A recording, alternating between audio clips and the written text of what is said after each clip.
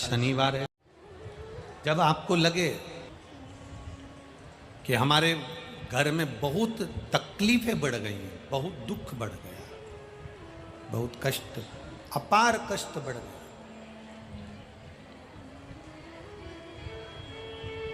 बहुत दुख हमारे जीवन में बहुत बढ़ गया है, तो शिव पुराण कहती है कभी मौका मिले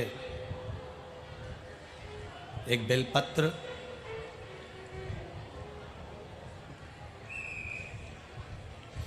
जिसकी डंडी का मुख जहाँ से पानी बहता है जलाधारी की ओर, समझ में आ रहा है ना? जहाँ जलाधारी हो और जलाधारी में जहाँ पानी बह रहा हो, उस पानी बहने वाली जगह पर डंडी का मुख हो, जलाधारी। अब समझ लो थोड़ा सा, जैसे ये गोल जलाधारी है, ये शिवलिंग है, यहाँ अशोक सुंदरी है और यहाँ से पानी बह रहा है। ये डंडी का जो मुख होता है, उस डंडी के मुख को अशोक सुंदरी वाली जगह पर नहीं, बिल्कुल जहाँ से पानी नीचे बहता है बस वहीं इस डंडी का मुख हो, पत्ती का मुख महादेव की ओर, और एक बेलपत्री जिसकी डंडी आप जब शिव जी को समर्पित करें तो बीच वाली पत्ती का मुख आपकी ओर हो और डंडी का मुख पीछे की ओर, डंडी का मुख पीछे की ओर, पत्ती का मुख आपकी ओर। महाराज, शिव महापुराण की कथा कहती है किसी भी 12 महीने में शिवरात्रि आती है, 12 महीने शिवरात्रि आती है, किसी भी एक शिवरात्रि पर, किसी भी एक शिवरात्रि पर अगर आप भगवान शंकर के मंदिर में जाकर ये 2 बेलपत्री समर्पित कर कर दोनों जगह पर पंचजल, मतलब जो कलश आपके पास में है, पानी का लोटा, जल का पात्र जो आपके पास में है, तो यहाँ जो बेलपत्री आपने इस ओर जल पानी बह रहा है इस ओर रखी, यहाँ पर भी 5 बार जल उसी कलश में से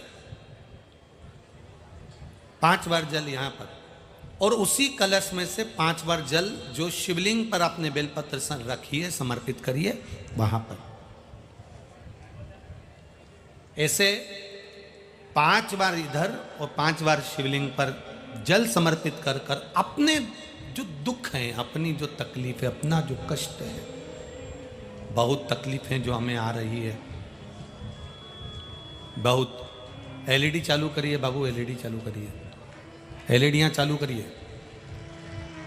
जो तकलीफें हमें आ रही हैं, हम वो बाबा से कहकर, बाबा से प्रार्थना कहकर, अगर वो जल दोनों जगह पर एक शिवरात्रि को, 12 महीने शिवरात्रि आती है, किसी भी शिवरात्रि को हम जब जल समर्पित करें और बाबा से प्रार्थना करें तो ये निश्चित है एक शिवरात्रि पर करते हैं, अगली शिवरात्रि जब आती है तो बाबा आपके दुख को, आपके कष्ट को मिटा ही देता है, ये निश्चित है।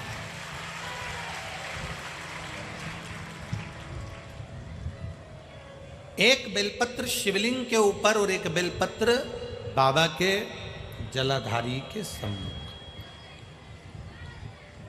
अशोक सुंदर वाली जगह पे नहीं, अशोक सुंदर वाली जगह तो बीच में रह गई, पर थोड़ा आखिरी कोना, आखिरी कोना समर्पण करा। शिव कथा कर रही है, मान लो आपका अगर विश्वास दृढ़ है, भरोसा पक्का है, जैसे अभी आपको कथा में कहा कि मन आपने अगर शिव को दे दिया है, दिल भगवान शंकर को दे दिया है और विश्वास अगर पक्का हो गया है और आपने वो जल समर्पित किया है, तो ये निश्चित है अगली जो शिवरात्रि आएगी उस तक बाबा आपके दुख को, कष्ट को काट ही दे। पर विश्वास के साथ फिर निवेदन करेंगे, जल भी चढ़ाओ तो विश्वास के साथ, बेलपत्र भी चढ़ाओ तो विश्वास के साथ, धतूरा भी चढ़ाओ तो विश्वास के साथ, एक पुष्प भी अगर समर्पित कर रहे हो तो विश्वास के साथ करिएगा, भरोसे के साथ करिए। मैंने तेरे ही भरोसे बाबा, तेरे ही भरोसे हवा बिच उड़ती जावागी बाबा, डोर हटो छठीला में कटी जावागी भोले मैं तेरी पतंग। एक विश्वास के साथ आगे बढ़ी, भरोसे के साथ आगे बढ़ी। तो भगवान देवादिदेव महादेव को भी लगता है ये मुझे बार बार पुकार रहा है, मुझे बार बार नमन कर रहा है, मुझे बार बार कह रहा है, ये मेरा फर्ज बनता है कि मैं इसको कुछ ना कुछ दूं। विश्वास दृढ़ कर लो अपना। और जब तुम्हारा विश्वास दृढ़ हो जाए, जब तुम्हारा भरोसा दृढ़ हो जाए, समझो जीवन का सबसे बड़ा सुख प्राप्त हो गया, जीवन का सबसे बड़ा आनंद प्राप्त हो गया। मीरा, कर्मा, नामदेव, ध्रुव, प्रहलाद, संत तुकाराम जी, संत एकनाथ जी, संत ज्ञानेश्वर, संत श्री स्वामी समर्थ, संत श्री गजानंद महाराज, इनके पास में था क्या? इनके पास में विश्वास था। नामदेव जी को मंदिर के अंदर नहीं जाने दिया, नामदेव जी को उठाकर मंदिर के पीछे पटक दिया। अब मंदिर के पीछे ना तो कोई मूर्ति थी, ना कोई भगवान था, ना कोई पूजन का स्थान था, पर नामदेव जी मंदिर के पीछे पड़े हैं। कुछ भी नहीं था मंदिर के पीछे, केवल मंदिर के पीछे की दीवार थी, पर कुछ था नामदेव जी के पास, तो उनका विश्वास था। उन्होंने कहा ईवे विठ्ठल ऊवे विठ्ठल, विठ्ठल बिना भव पार नहीं। तो मंदिर का दरवाजा बदल गया, मंदिर का दरवाजा बदल गया। केवल विठ्ठल विठ्ठल विठ्ठल, विश्वास, भरोसा।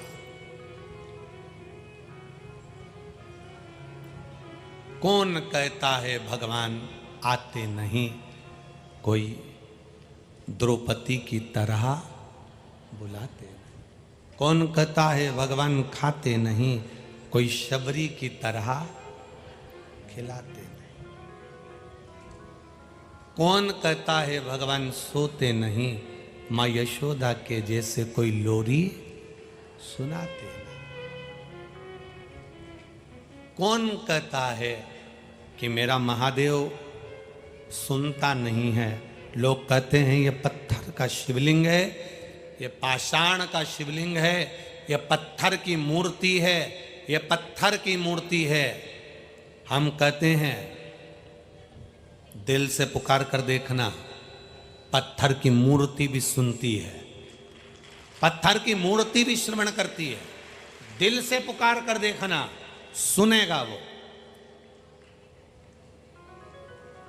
छोटे से लड्डू गोपाल, उनकी सेवा करती थी वो, स्नान करा देती, कपड़े पहना देती, अंगवस्त्र से पोंछ कर इत्र लगा देती, सुंदर मुकुट कांचनी श्रृंगार आदि कर देती, मुकुट आदि कांचनी वगैरह लगाकर श्रृंगार कर देती, फिर राजभोग रख देती, भगवान को दर्पण दिखाती, राजभोग रख देती। अब उसके मायके में शादी आ गई, उसने अपनी बहू से कहा कि मुझे मायके जाना है बेटा, और मेरे घर में लड्डू गोपाल की सेवा है, ठाकुर जी की सेवा है, क्या तू कर लेगी? बाहर का ना बढ़ा के अंदर का बढ़ा।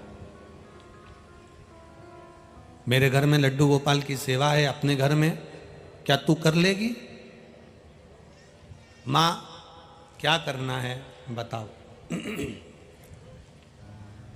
क्या करना है आप मुझे बता दो, क्या करूं मैं, क्या करना, बोलिए।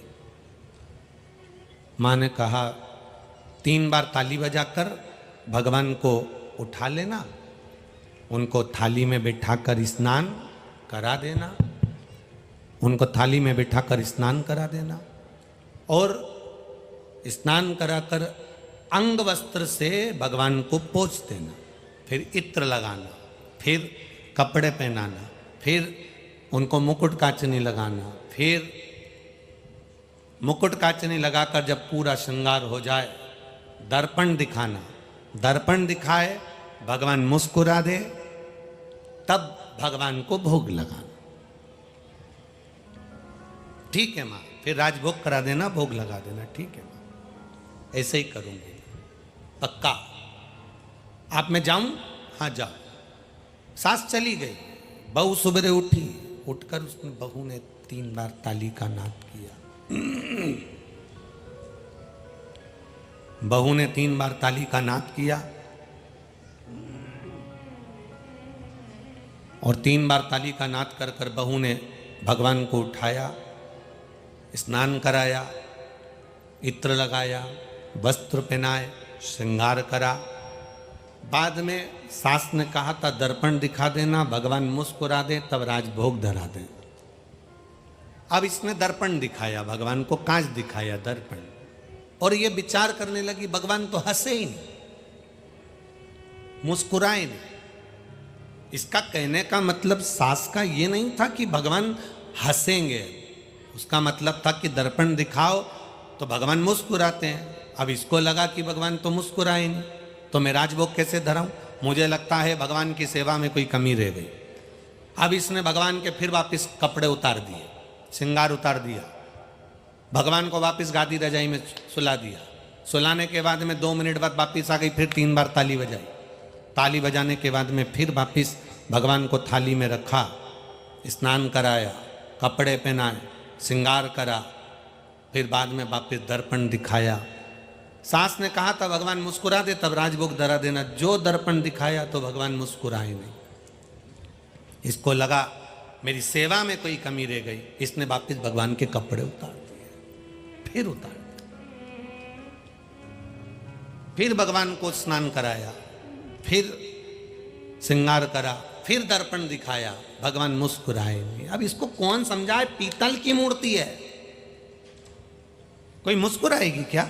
ये तो हृदय का भाव होता है। सास ने कहा था भगवान मुस्कुरा, मतलब दर्पण दिखाओ तो भगवान मुस्कुराते हैं, ये सास के सहज भाव था, पर भगवान नहीं मुस्कुराए।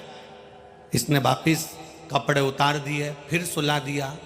सवेरे 7 बजे से भगवान को बार बार निला रही, श्रृंगार करा रही, दोपहर की 3 बज गई। भगवान भी मन में सोच रहे, निलाई निला रही है, खिला तो कुछ भी नहीं रही है भगवान को। 35वीं बार ये भगवान को स्नान करा रही थी, श्रृंगार कर रही थी। श्रृंगार कर कर भगवान को जो दर्पण दिखाया, भगवान पीतल की मूर्ति में से 2 दांत निकालकर मुस्कुरा दिए।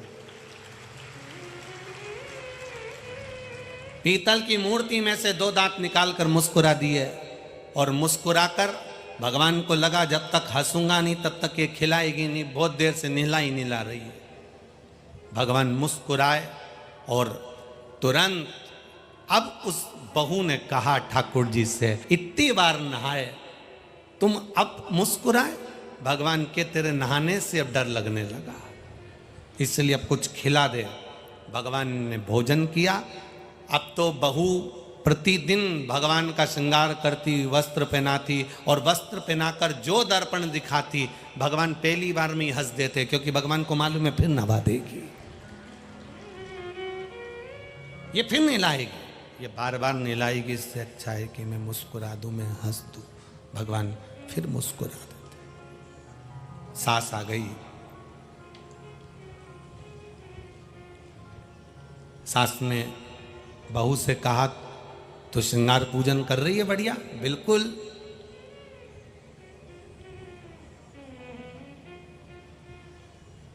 सास सच बोली कि मैं पूजन करने बैठूंगी, अब तो अपना काम कर। सास पूजन करने बैठी, भगवान को दर्पण दिखा रही थी, इतनी देर में बहू पहुंच गई।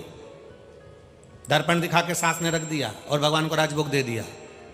इतने में बहू ने कहा नहीं नहीं, तुम ही तो कह के गई थी भगवान मुस्कुराए तब राजभोग देना, अभी तो हंसा ही नहीं है। सास ने कहा पगली, कोई पीतल की मूर्ति हंसती है क्या? बहू कहती कैसे नहीं हंसती, तुम हटो।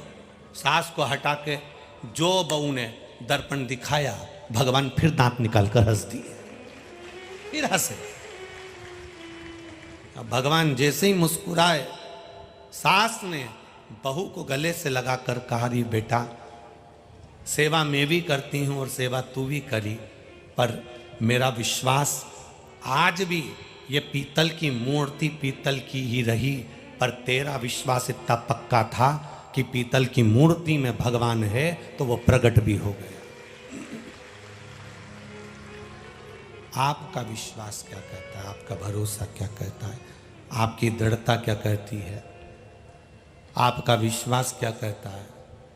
पत्थर की मूर्ति को पत्थर की ही मानोगे तो वो पत्थर की ही रहेगी। पत्थर की मूर्ति को भगवान मान लोगे तो वो भगवान ही रहेगा। आपका विश्वास जो कहेगा पत्थर की मूर्ति में से वो प्रकट होगा। मानो तो मैं गंगा मां हूं, ना मानो तो बहता पानी। आपका विश्वास क्या कह रहा है? इतने लोग कथा में आए, एक एक व्यक्ति से कोई माइक लेकर पूछ ले कि तुम क्यों आई हो कथा में, लोग कह देंगे हमारा विश्वास है।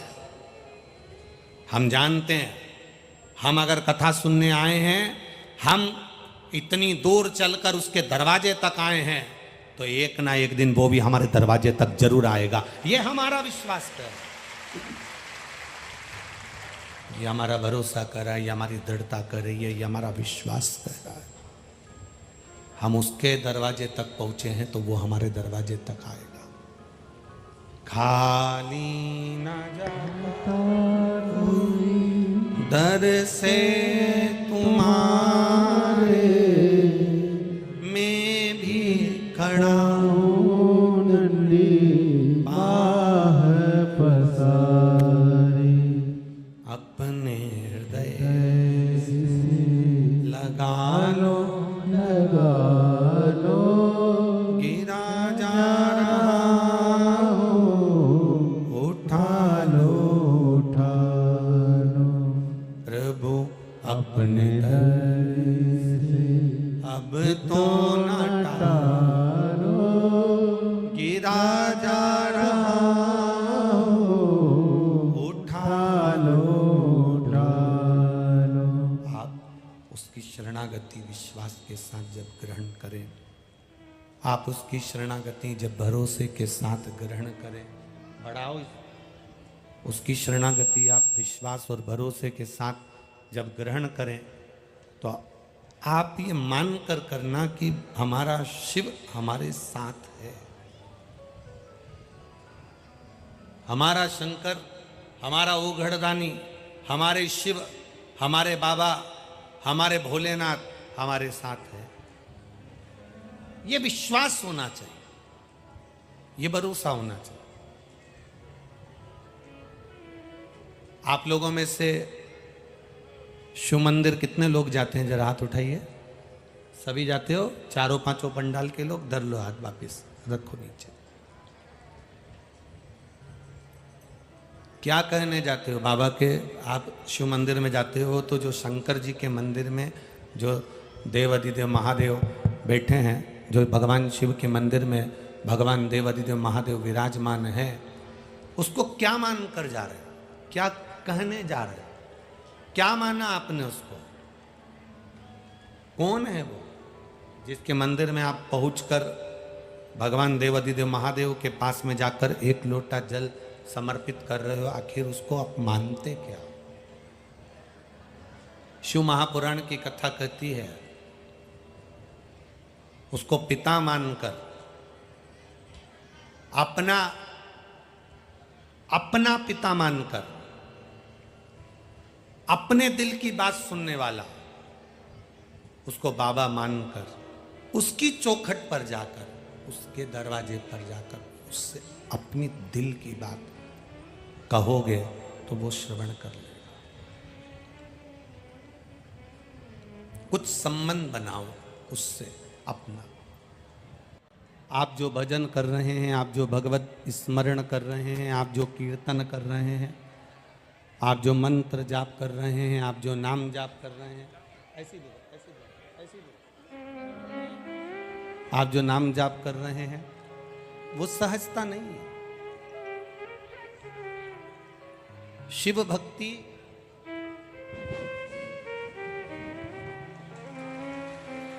शिव स्मरण, शिव का किया गया कीर्तन खाली नहीं जाता।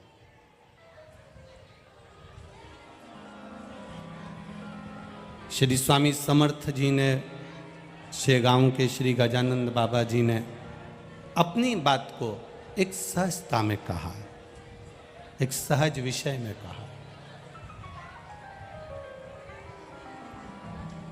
श्री गजानंद महाराज जी कहते हैं कि एक अन्न का दाना भी उस परमात्मा ने दिया है तो कुछ हमारा एक भक्ति का कोई फल प्रकट हुआ होगा, कोई भक्ति का एक बीज स्फुटित हुआ होगा, कोई भक्ति का एक बीज प्रकट हुआ होगा। इसलिए ये पावन अन्न भी हमको भोजन के लिए प्राप्त हुआ है। गजानन महाराज जी ने एक बात बड़ी सुंदर की, स्वामी समर्थ जी ने अपने जीवन में एक बात बड़ी अच्छी की। भजन और भोजन का मजा, भजन और भोजन का आनंद आपकी युवान अवस्था के अंतर्गत है। आपकी जैसी अवस्था है, शिव महापुराण की कथा कहती है, जिस अवस्था में आप अभी हैं, बचपन अवस्था है, आपकी जवानी अवस्था है, आपकी अधेड़ी है अवस्था में है, आप बुढ़ापी अवस्था में हैं, आप जिस अवस्था में हैं, उस अवस्था के अंतर्गत आप भजन का भी आनंद ले सकते हैं और भोजन का भी आनंद ले सकते हैं। उस अवस्था के अंतर्गत आप परमात्मा के गुणगान का भी आनंद ले सकते हैं और भोजन का भी ले सकते हैं। युवान अवस्था रहे तो उसका मतलब ये नहीं है कि हम उसको व्यर्थ गंवा दें। बचपन मिला, जवानी मिली, हम उसे व्यर्थ गंवा दें, ये श्रेष्ठता नहीं है हमारी। हमारी अवस्था के अनुसार हम बचपन हैं तो अवस्था के अनुसार भजन भी हमारा बलवान होना चाहिए। हमारी युवानी अवस्था है, जवानी अवस्था में है, हमारे भजन का बल और बड़ा होना चाहिए। अवस्था के अनुसार हमारे भजन के बल को हमें बढ़ाना, अवस्था के अनुसार हमारे कीर्तन के बल को हमें बढ़ाना। और जब हम अवस्था के अनुसार अपने भजन के बल को बढ़ाएंगे तो ये निश्चित है हमारा भजन जैसे जैसे बढ़ेगा वैसे वैसे प्रभु की कृपा भी हम पर बढ़ती चली जाएगी, वो खाली नहीं जाएगी।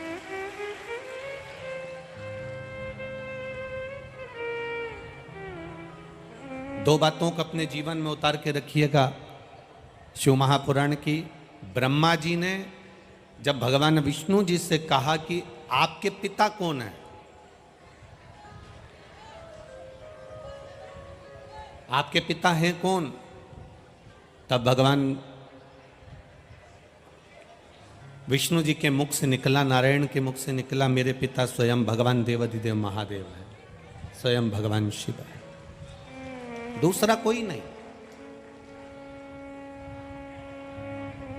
मेरे पिता स्वयं शिव है। आज अकोला की धरा पर जो कथा चल रही है, महाराष्ट्र के विदर्भ क्षेत्र में जो कथा चल रही है, उसका स्मरण करिएगा जरा आप। एक आप राम जी की पूजन कर लें, आप भगवान कृष्ण की पूजन कर लें, आप देवी जी की पूजन कर लें, आप दत्त की पूजन कर लें, आप किसी भी देवता की पूजन कर लें, किसी भी देवी देवता की पूजन करो आप।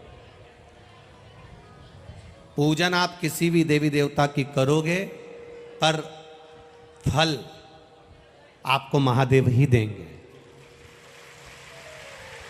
आप आराधना किसी भी देवी देवता की कर लो, साहब मैं तो राम को मानती हूँ, मैं शंकर जी को नहीं मानती, मैं कृष्ण को मानती हूँ, मैं शिव जी को नहीं मानती, मैं देवी को मानती हूँ, मैं शंकर को नहीं मानती, मैं दत्त को मानती हूँ, मैं शिव को नहीं मानती।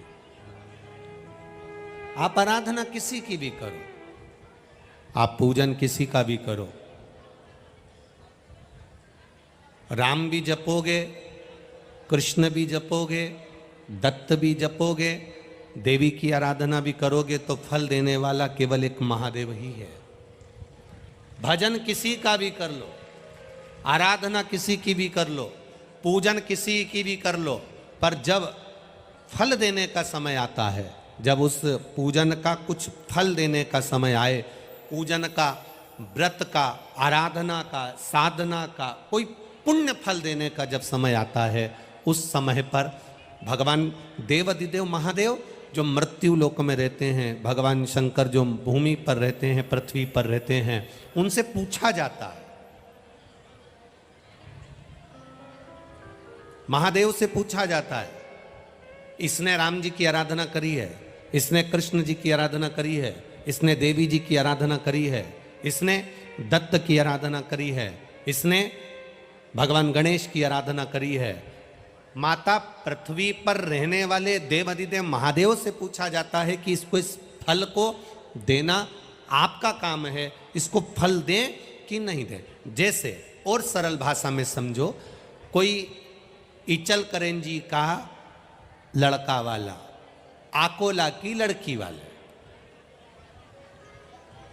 जरा समझ लेना हो अच्छे से, इचल करेंजी का लड़का वाला या अमरावती का लड़का वाला और लड़की वाले आकोला के। अब अमरावती का लड़का वाला आकोला की लड़की को देखने कब आएगा, आकोला की लड़की को पसंद करने के लिए कब आएगा, जब वो सब आकोला वालों से जो उसके परिचित होंगे, रिश्तेदार होंगे, नातेदार होंगे, कुटुंब वाले होंगे, उसके अपने होंगे, पहले उन्हें फ़ोन लगाएगा, पूछेगा क्यों साहब वो भेरूलाल जी की छोरी कैसी है, क्यों साहब वो रामकिशन की लड़की कैसी है,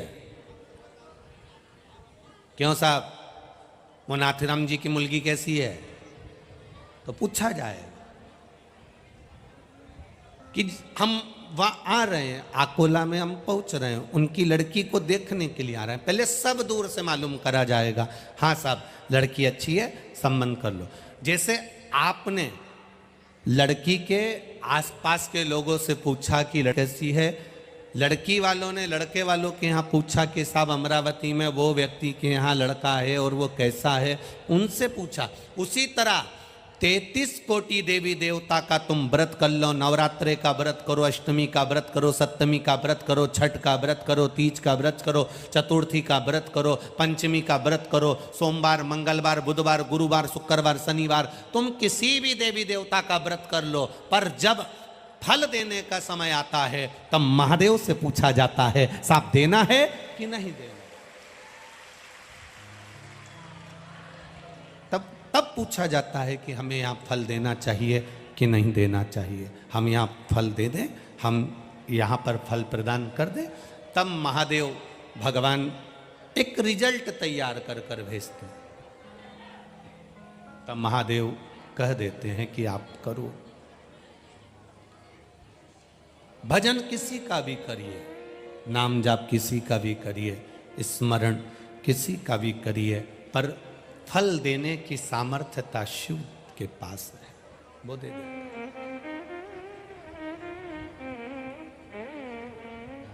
महाराज ब्रह्मा और भगवान विष्णु ने दोनों ने मिलकर घर्षण करा, एक अग्नि का खंभ प्रकट हो गया और अग्नि के खंभ में से देवाधिदेव महादेव प्रकट हो गए, एक लिंग की आकृति प्रकट हो गई, एक शिवलिंग प्रकट हो गया, एक लिंग की आकृति प्रकट हो गई।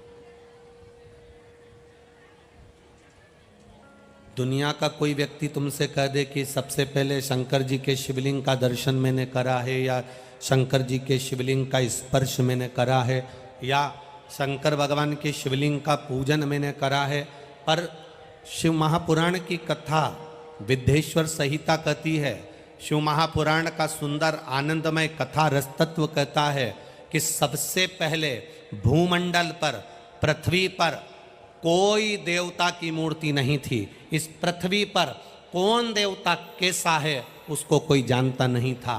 सतयुग के भी पहले, ना जाने कितने सतयुग निकल गए, उसके पहले ना जाने कितने त्रेता, कितने द्वापर, कितने कलयुग पहले निकल चुके हैं।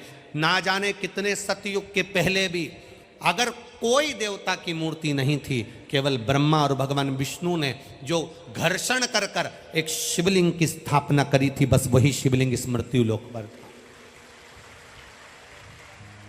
भूमंडल पर और कोई दूसरा नहीं था, केवल शिवलिंग, केवल शिव।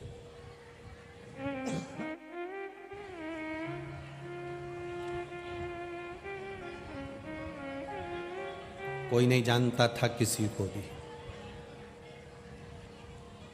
श्री जगत गुरु शंकराचार्य जी ने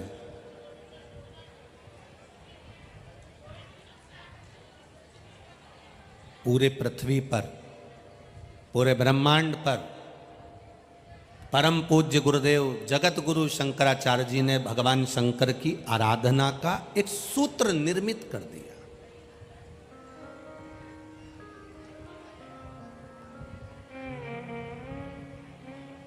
आज भी हमारे यहाँ चार पीठ पर जो जगत गुरु शंकराचार्य बैठे हैं, ये कोई साधारण नहीं है। आज भी चार पीठ पर जो चार सदगुरु जगत गुरु शंकराचार्य बैठे हैं, ये कोई साधारण नहीं है। ये भी शंकर का ही एक तत्व माने गए हैं, शिव का ही एक स्वरूप माने गए हैं। महाराज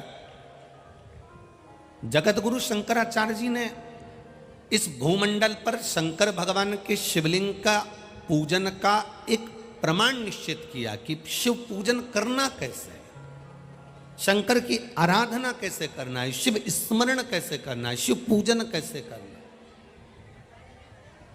शंकर भगवान का गुणगान कैसे करना है, शंकर भगवान का मंत्र जाप कैसे करना है, शंकर भगवान की आराधना कैसे करना है, शिवलिंग की पूजन कैसे करना है। धीरे धीरे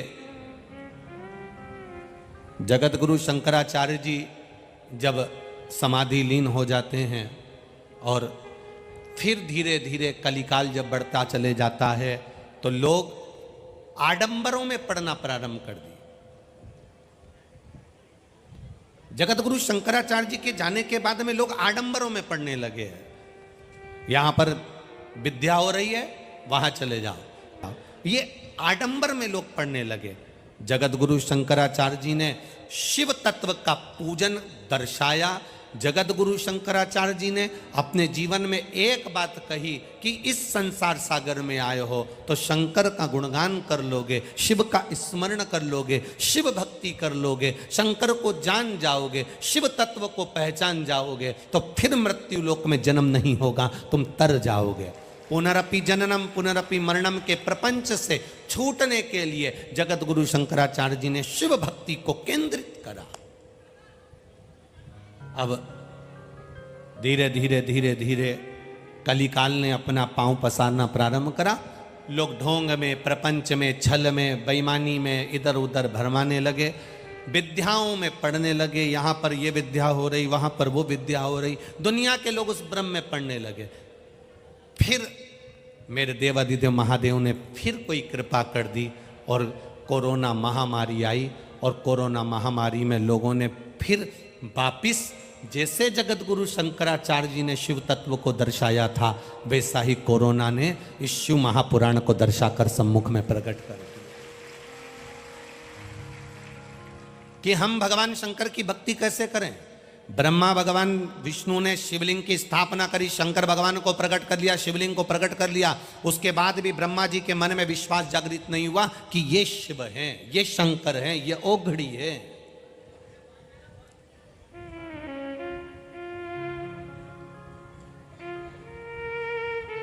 कठिन है किसी के दिल में प्रवेश करना और किसी के घर में प्रवेश करना, बहुत कठिन है। दुनिया का सबसे कठिन काम है किसी के दिल में प्रवेश करना और किसी के घर में प्रवेश करना। उससे भी ज्यादा कठिन काम है किसी के हृदय में विश्वास को प्रकट करना, भरोसा प्रकट करना, दृढ़ता प्रकट करना। सब कुछ मिल सकता है, संसार सागर में दुनिया की कोई ऐसी वस्तु नहीं जो आप प्राप्त नहीं कर सकते। अपनी मेहनत के बल पर आप दुनिया का सारा राजसी ठाट प्राप्त कर सकते हो। दुनिया के बल पर आप सारा सुख प्राप्त कर सकते हो। दुनिया के बल पर आप सारा वैभव प्राप्त कर सकते हो। पर दुनिया के सारे सुख को आप प्राप्त कर सकते हो, वैभव को आप प्राप्त कर सकते हो, पर विश्वास आपके दिल में जागेगा कब? जब आप उसके प्रति श्रद्धा उत्पन्न करेंगे, आप उसके प्रति विश्वास उत्पन्न करेंगे, दृढ़ता उत्पन्न करेंगे।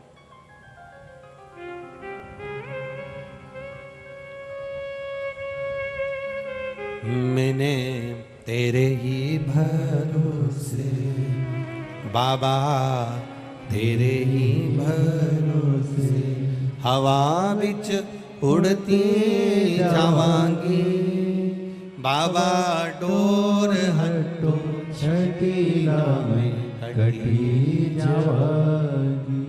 भोले मैं तेरी पतंग, शंभू मैं तेरी पतंग। भगवान की भक्ति करने वाला और राष्ट्र की सेवा करने वाला, सैनिक और भक्त,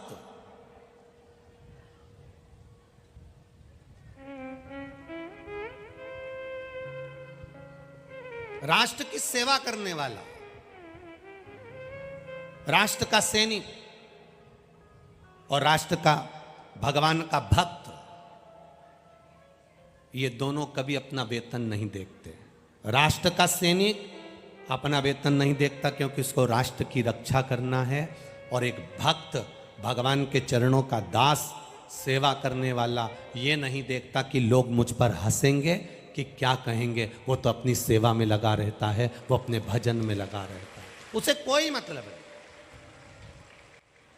उसे कोई चिंता नहीं, उसे कोई टेंशन नहीं।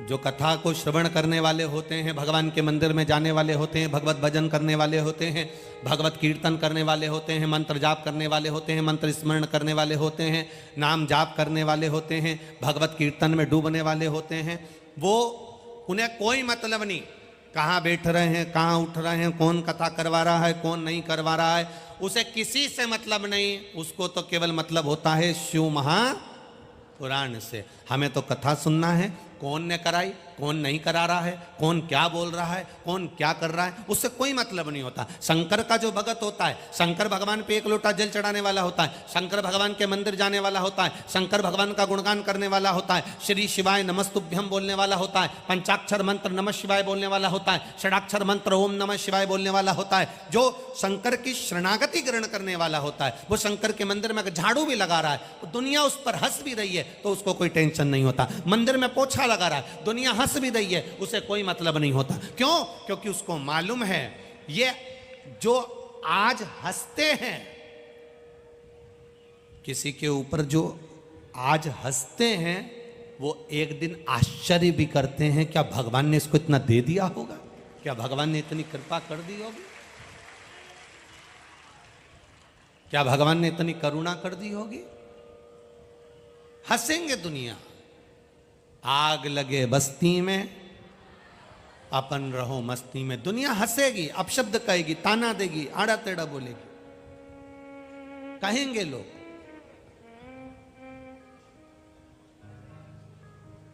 कहने वाला कहता रहेगा। आपको कई लोग कहते हैं गुरुजी हम बिल्कुल अकेले हैं, हम बहुत परेशान हो गए, हम बहुत दुखी हो गए, हम बहुत अकेले हैं। एक बहन ने पत्र लिखा है, देखिए।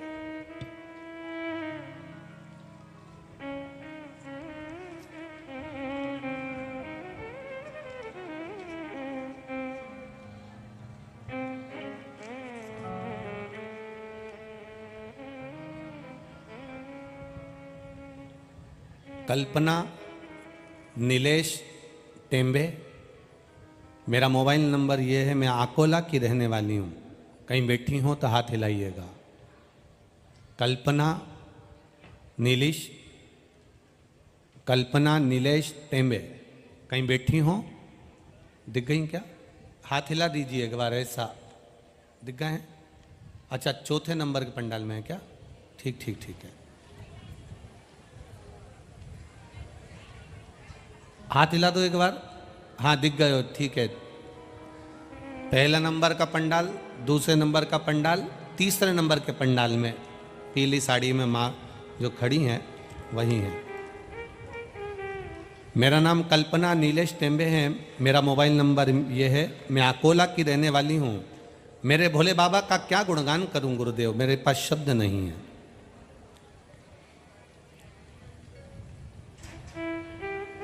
हमारे घर में दुकान है, 2 बेटियां हैं मेरी गुरुदेव। बेटा नहीं था। लोग शब्दों पर शब्द कहते थे। कौन खाएगा, आड़ा टेढ़ा कहते थे। बेटियों को देखकर भी अपशब्द कहा करते थे गुरुदेव। 13 साल हो गए थे बेटियों को जन्म लिए, पर कोई पुत्र नहीं था। लोगों के शब्द सुनती थी। कहने वाला कहता ही रहता था महाराज कि बेटा नहीं होगा। संतान के लिए डॉक्टर ने भी मना कर दिया था, पर बाबा की कृपा किसे कहते हैं, पशुपति नाथ का व्रत, 1 लोटा जल और सफेद आंकड़े की जड़ का प्रयोग 13 साल के बाद बाबा ने मुझे बेटे को दिया है। मैं बाबा को दंडवत प्रणाम करने आया हूं। शिव तत्व है। बच्चे को लाए हो मां, लाए हो तो ऊंचा करो थोड़ा सा हाथ से। हाँ थोड़ा सा ऊंचा कर दो। हाँ ठीक है। हर हर महादेव। शिव तत्व को जानना। एक पत्र और है बड़ा सुंदर, देखिए।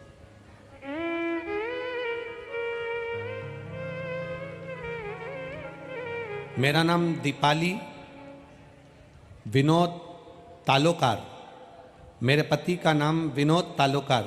मैं वरुण, तहसील तेलारा, जिला अकोला से आई हूँ। कहीं बैठी हो तो हाथ हिलाइएगा। आप ही हैं? दोनों हाथ हिला दो इससे। 1 लोटे जल का मैं क्या गुणगान करूं गुरुदेव।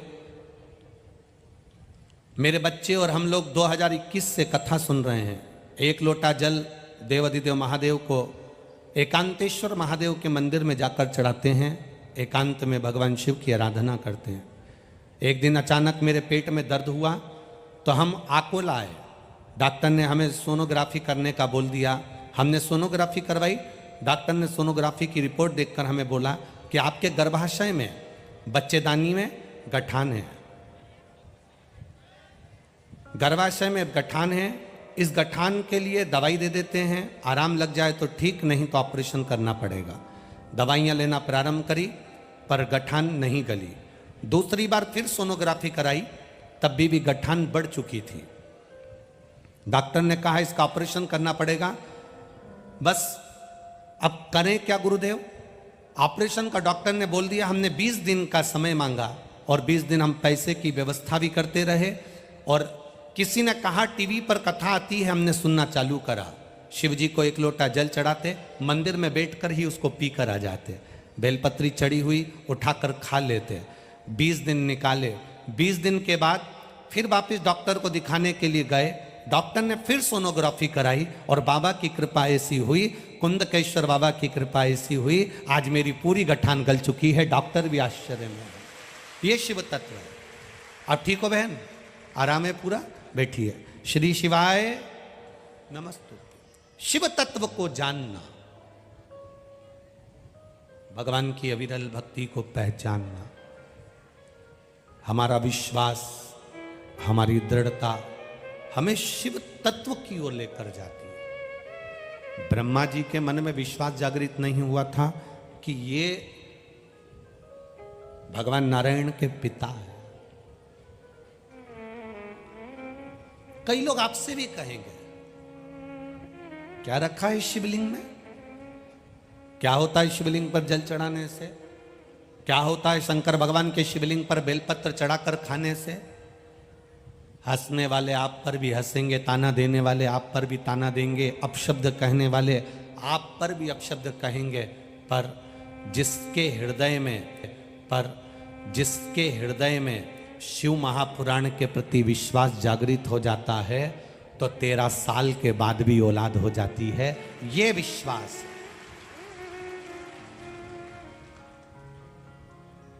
जब भरोसा बढ़े दृढ़ता बढ़े, तब परमात्मा स्वयं प्रकट होता। वो एक लाइन आप लोग हमेशा गुनगुनाते रहते हो, मानो तो गंगा माँ हूं, ना मानो तो बहता पानी। मान लोगे तो गंगा माँ है, ना मानो तो ऐसा तो पानी दुनिया में बह रहा है, चल रहा है। शिव महापुराण को केवल एक पोथी जिसने माना वो पोथी तक ही रह गया। शिव महापुराण को एक किताब जिसने माना वो किताब तक रह गया। पुराण को केवल पुराण माना वो पुराण तक रह गया। पर शिव महापुराण को जिसने शिव मान लिया वो शिव तक पहुंच गया। ये निश्चितता है।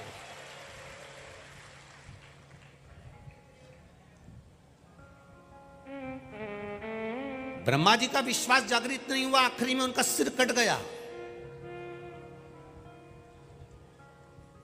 लुढ़कता लुढ़कता सिर गया, बड़का पेड़ उत्पन्न हुआ, उसके नीचे भी देवाधिदेव महादेव बैठे तो बटकेश्वर महादेव पड़ा। अब ब्रह्मा जी से कहा कि जाओ तुम ये सृष्टि की रचना करो।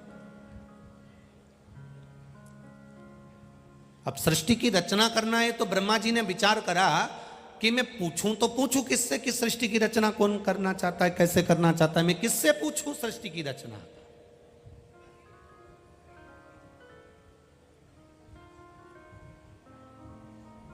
भगवान विष्णु से कहा ब्रह्मा जी ने सृष्टि की रचना करना है, आप बताओ रचना कैसे करना है। भगवान विष्णु जी ने कहा, नारायण बोले कि शंकर भगवान बताएंगे कि सृष्टि की रचना कैसे करना है, क्योंकि मैं बैकुंठ में रहता हूं, तुम ब्रह्मलोक में रहते हो। पृथ्वी पर कैसे मनुष्य चाहिए, पृथ्वी पर कैसा व्यक्ति चाहिए, पृथ्वी पर कैसा होना चाहिए, ये तो शिव जी ही बता सकते हैं, कोई दूसरा बता ही नहीं सकता। आप महादेव से पूछो। महादेव से ब्रह्मा जी ने पूछा कि सृष्टि की रचना करना है, महादेव ने कह दिया सृष्टि की रचना करना है, आधे पुरुष बना दो आधे स्त्री बना दो।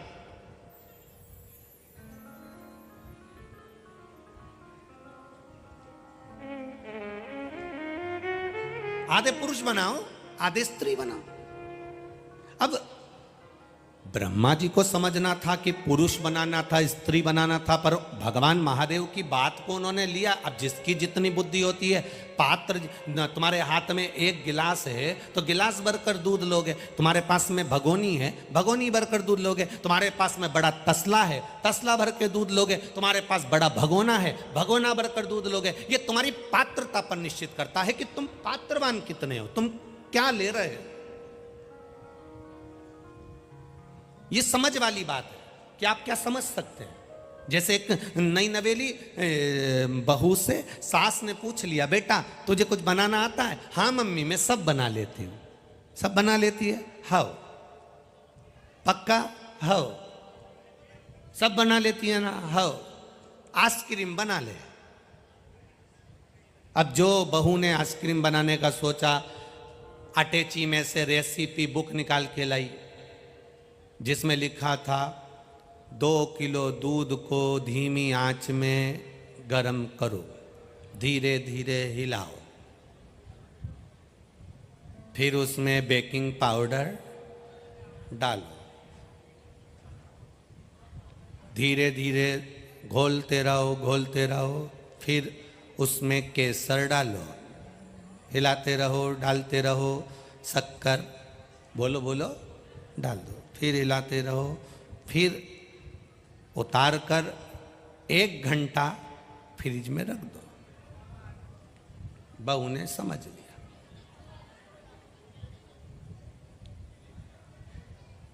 4 घंटे के बाद सास फ्रिज खोली पानी पीने के लिए और सास ने आवाज लगाई बहू को, बेटा ए बेटा इधर आ। हाँ माँ। ये घंटा फ्रिज में किसने रखा? मैंने रखा। क्यों? किताब में लिखा था 1 घंटा फ्रिज में रखो। सास भी सिर ठोक ली। सास ने कहा उसमें लिखा था जो तूने घोल तैयार करा है उसको 1 घंटा फ्रिज में रख, तू मंदिर का घंटा रखी आई। तो मंदिर का घंटा। ये समझ वाली बात है, हम क्या समझ रहे हैं ये हमारे सोच पर निर्भर करता है। ब्रह्मा जी से भगवान शिव जी ने कहा आधे पुरुष बनाओ आधे स्त्री बनाओ। ब्रह्मा जी ने ब्रह्मांड की पहली सृष्टि का निर्माण करना प्रारंभ करा और ब्रह्मांड की सबसे पहली सृष्टि में ब्रह्मा जी ने आधा पुरुष आधा स्त्री किन्नरी किन्नरों का निर्माण कर दिया। पूरा ब्रह्मांड किन्नरों से भर दिया, पूरा ब्रह्मांड।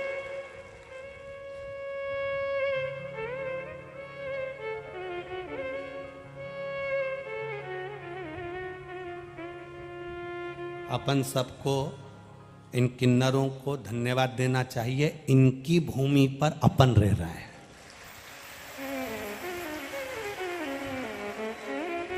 पहला सृष्टि का निर्माण किन्नर ही किन्नर उत्पन्न, पूरे ब्रह्मांड में किन्नर थे, पूरी किन्नरों की सृष्टि थी।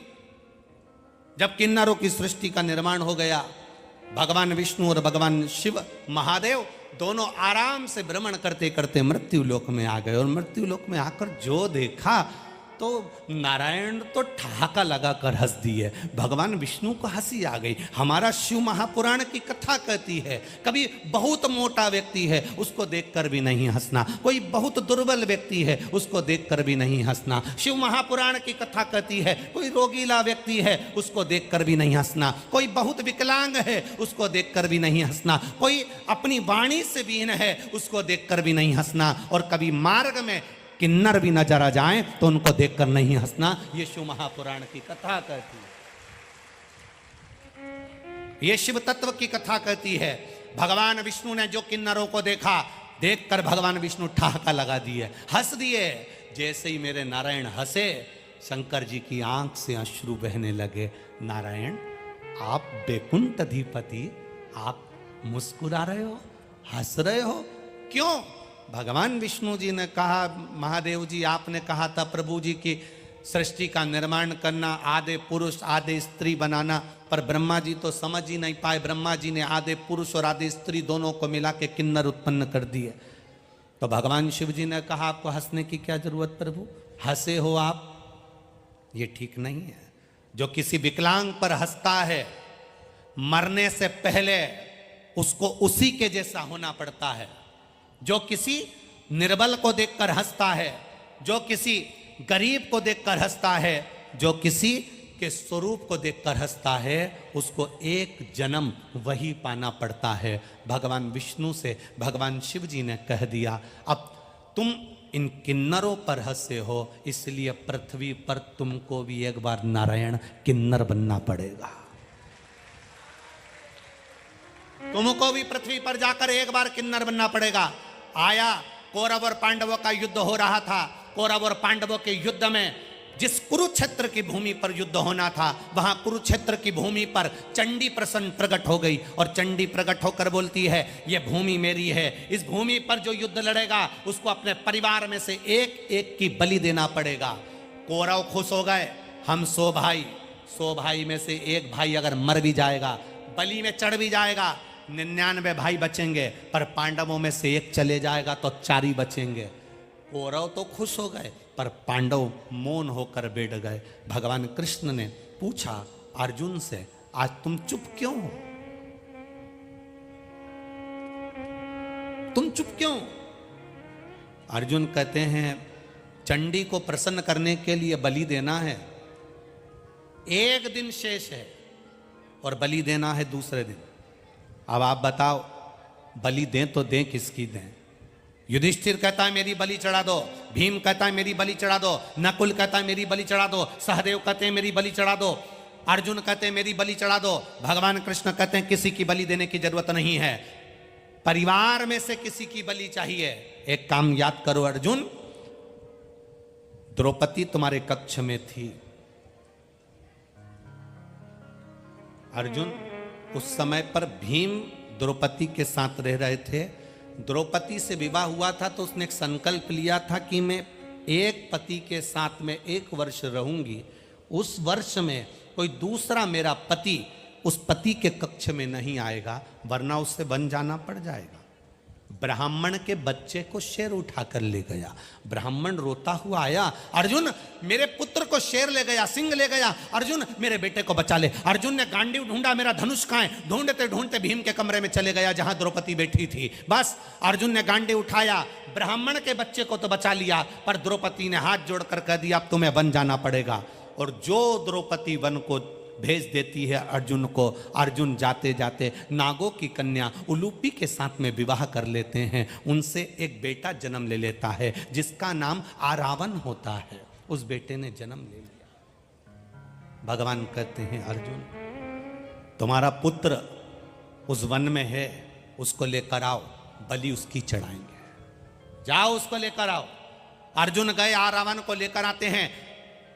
उलूपी ने पूछा क्यों लेकर जा रहे हो? युद्ध के मैदान में युद्ध हो रहा है कौरव और पांडवों का, इसलिए बेटे की जरूरत है तो बेटे को लेकर जा रहा हूं। आरावन पूछ रहा है पिताजी मेरे लिए तुम जो बोलोगे मैं वो करूंगा।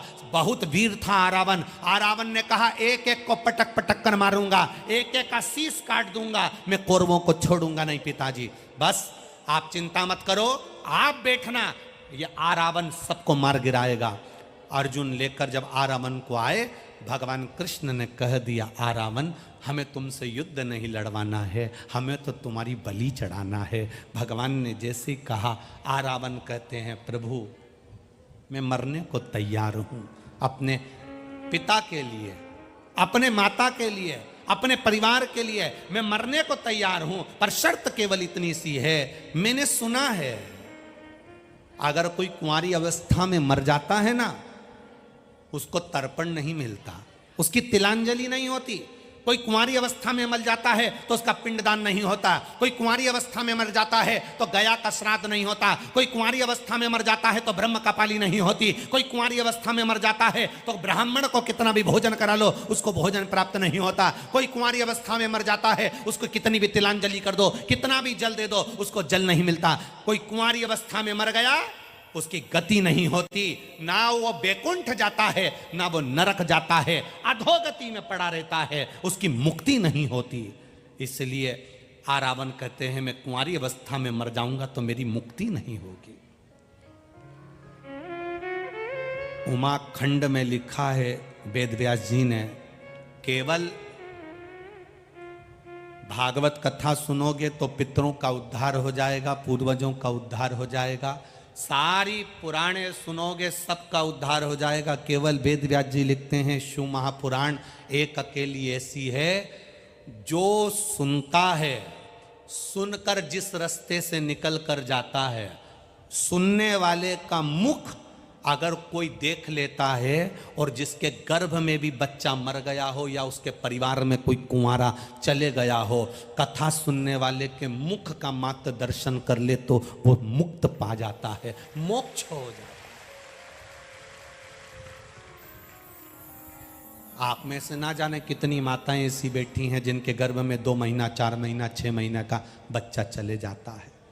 आप में से कई माताएं, आपके मायके में भी कोई ना कोई ऐसा होगा जिसके गर्भ में बच्चा था, 2-3 महीने का चले गया, 4 महीने का चले गया, 6 महीने का चले गया। आप में से कुछ ऐसे बैठे होंगे जिनके घर में कोई ना कोई कुंवारा चले गया, कोई का एक्सीडेंट हो गया, कोई पानी में डूब गया, कोई अधोगति में मर गया, कोई बीमारी में मर गया, जन्म लेने के बाद 5 साल 4 साल 6 साल 8 साल 20 साल 21 साल कुंवारी अवस्था में मर गया। आपके मोहल्ले में, आपकी कॉलोनी में, आपके गाँव में, खेड़े में, नगर में भी कोई ना कोई ऐसा होगा जो कुंवारी अवस्था में चले गया होगा।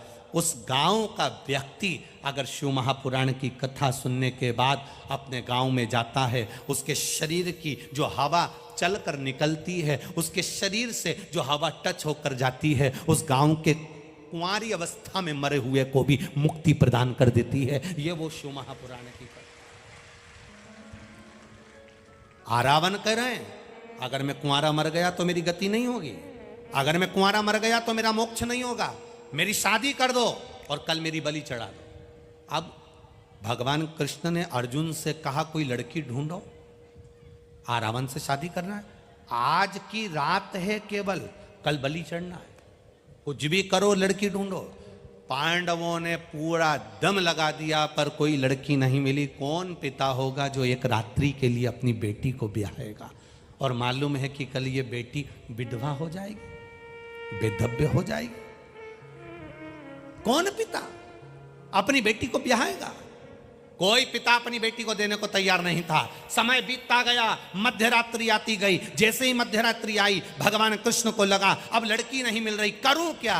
भगवान कृष्ण को याद आ गया, शंकर भगवान ने कहा था तुम किन्नर पर हंसे हो, इसलिए तुम्हें किन्नर बनना पड़ेगा। भगवान नारायण ने, भगवान कृष्ण ने किन्नर का रूप धारण कर लिया और आरावन से रात्रि में विवाह कर लिया। रात्रि में विवाह कर लिया।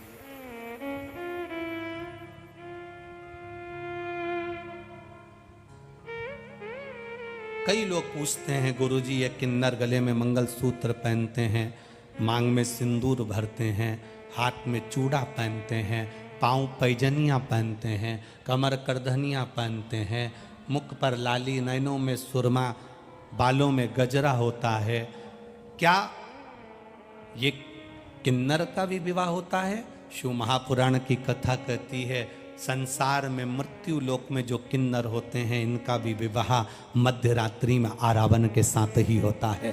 भगवान कृष्ण ने भी किया, इनको भी करना। आखिरी में केवल एक हंसी, केवल एक, तुम किस पर हंस रहे हो, तुम किस पर उंगली उठा रहे हो? शिव महापुराण की कथा कहती है एक उंगली जब हम किसी पर उठाते हैं तो ये 3 उंगली हमारी ओर जाती है, उसमें एक अवगुण है तो हम में 3 अवगुण भरे हुए हैं, उसमें एक गलती है तो हम में 3 गलतियां हैं। ये 3 उंगलियां हमारी ओर दिखाती है कि अपने आप को हमें सुधारना है। अंधे को देखकर कभी अंधा नहीं कहना। श्री स्वामी समर्थ जी एक बार सूरदास जी से मिले थे।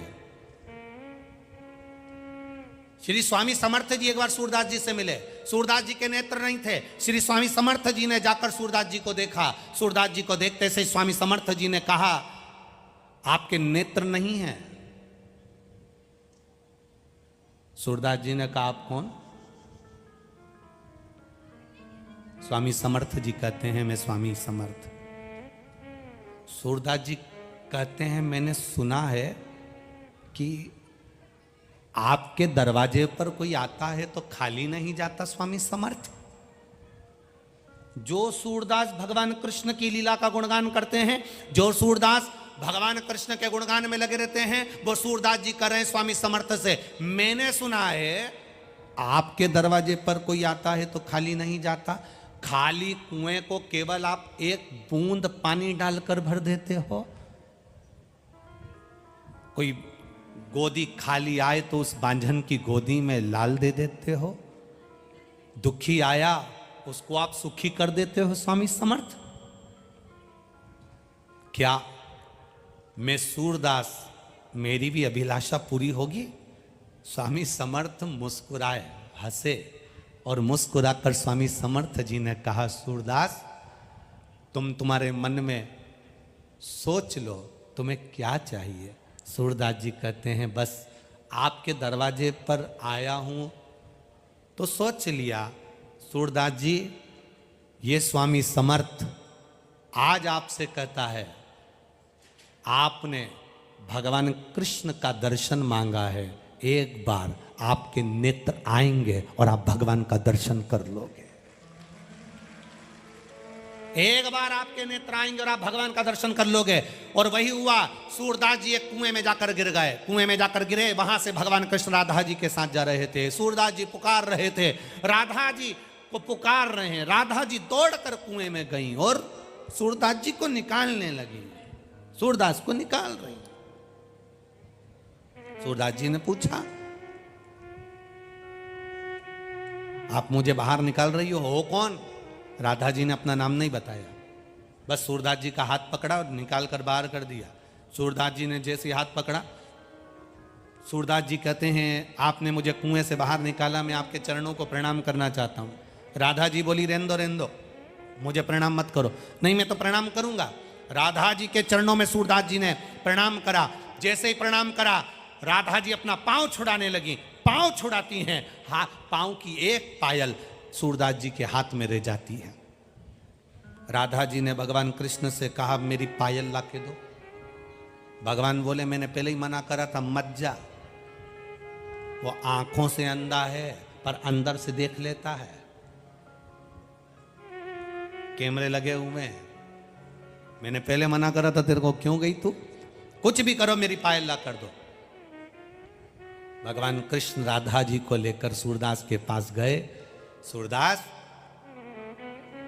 भगवान कहते हैं राधा जी की पायल दे दो। सूरदास जी कहते हैं एक ही शर्त पर दूंगा, पहले दर्शन करा दो। स्वामी समर्थ जी ने कहा था कि एक बार दर्शन होगा। भगवान ने सूरदास को नेत्र दे दिए। सूरदास जी ने भगवान का दर्शन करा। सूरदास की आंख में आंसू भरकर स्वामी समर्थ को याद करा, आपने कहा था एक बार कृष्ण का दर्शन होगा, आज हो गया। ये कोई सहज नहीं है। कोई शिव तत्व संत होता है, कोई शंकर को जानने वाला संत, साधु, सन्यासी, तपस्वी, साधक, उपासक होता है। संत का दर्शन, गुरु का दर्शन, कोई वेद पाठी का दर्शन, कोई भगवत भजन करने वाले का दर्शन, कोई गुरु महिमा का स्मरण करने वाले का दर्शन, कोई शिव का गुणगान करने वाले का दर्शन, कोई शंकर के महत्व को जानने वाले का दर्शन, कोई शंकर को एक लोटा जल चढ़ाने वाले का दर्शन खाली नहीं जाता, खाली नहीं जाएगा। जैसे स्वप्न में दिखा हुआ शिवलिंग, स्वप्न में दिखा हुआ बेलपत्री का पेड़, स्वप्न में दिखा हुआ मंदिर का शिखर, स्वप्न में दिखा हुआ कोई खंडर, स्वप्न में दिखा हुआ जलाशय, स्वप्न में दिखा हुआ एक लोटा जल चढ़ाते हुए किसी को स्वप्न में देखना, जलाशय देखना, मंदिर का शिखर देखना, शिवालय देखना, शिवलिंग देखना, पानी का कूप देखना, जैसे इन सब को देखने पर कुछ ना कुछ खुशी हमारे यहाँ आने वाली होती है, तो भगवान स्वप्न में ये चीजें दिखा देता है। उसी तरह संत का दर्शन होता है, गुरुजन का दर्शन होता है। भगवान कृष्ण ने कहा मांगो। सूरदास, तुम्हारे नेत्र मिल गए, तुमने हमारा दर्शन कर लिया, मांगो तुम्हें क्या चाहिए। सूरदास जी ने कहा बस एक ही बात मांगना चाहता हूं, दे दोगे? भगवान ने कहा दे देंगे। पक्का? पक्का, सौगंध है मेरी, बिल्कुल पक्का, मांगो क्या चाहिए। भगवान से सूरदास जी ने कह दिया मेरी इन आंखों को वापस फोड़ दो। जिन नेत्रों से आपका दर्शन करा है उन नेत्रों से संसार का दर्शन नहीं करना है, फोड़ दो, फोड़ दो।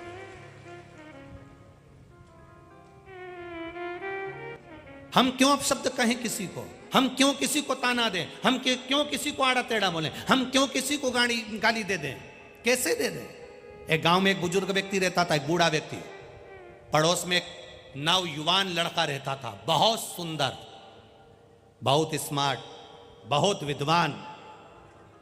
एक जवान लड़का रह रहा है उसी मोहल्ले में, उसी कॉलोनी में, उसी सोसाइटी में, उसी मोहल्ले में, और बूढ़ा व्यक्ति वही रह रहा है। बूढ़े व्यक्ति को लगा इस नवयुवक लड़के को सब लोग पूछते रहते हैं, आदर करते हैं, सम्मान करते हैं, मेरा इतना आदर सम्मान सब घट गया। तो बूढ़े व्यक्ति को बड़ा गुस्सा आया। उसने पूरे मोहल्ले में खबर कर दी कि ये चोर है, ये चोट्टा है, चोरी करता है, इसने कई जगह पर चोरी कर ली, इसके घर में जो पैसा आ रहा है वो चोरी का है, इसके घर में जो धन आ रहा है वो चोरी का है। सारे नगर में सूचना हो गई, सारे नगर के लोग उस नवयुवक लड़के से दूर हट गए। कोई उसके साथ नहीं रहता, कोई उसके पास नहीं रहता, सब ने दूरी बना ली, सब ने दूरी। एक दिन नगर में चोरी हो गई, सबसे पूछा गया तुम्हें किसी पर शंका है? नगर के लोगों ने कह दिया वो नवयुवक लड़के पर शंका है। पुलिस वाले आए, नवयुवक लड़के को पकड़ कर ले जाकर थाने में बंद कर दिया। अदालत में केस चला, केस चला, उसके कोई सबूत नहीं मिले, जज ने उसको रिहा कर दिया। उस नवयुवक लड़के की आंख में आंसू भरे और रोता हुआ सोचता है मैंने कभी किसी का बुरा नहीं करा, आखिर इन बुजुर्ग ने मेरे साथ में ऐसा क्यों करा, क्यों मुझ पर ऐसी टिप्पणी कर दी, क्यों मुझे गलत कह दिया। मैं तो चोर भी नहीं था, अपशब्द भी नहीं कहता था, केवल अंदर की ईर्ष्या ने उस बुजुर्ग के मुख से उसके लिए गलत टिप्पणी करा दी, अंदर की ईर्ष्या। कर्ण और अर्जुन में कोई बैर नहीं था, पांडव और कर्ण में कोई बैर नहीं था। माता कुंती का पुत्र ये भी है तो माता कुंती का पुत्र वो भी है। कर्ण में और पांडवों में कोई बैर नहीं था, केवल अंदर की ईर्ष्या हमें नफरत पैदा कर देती है, अंदर की ईर्ष्या।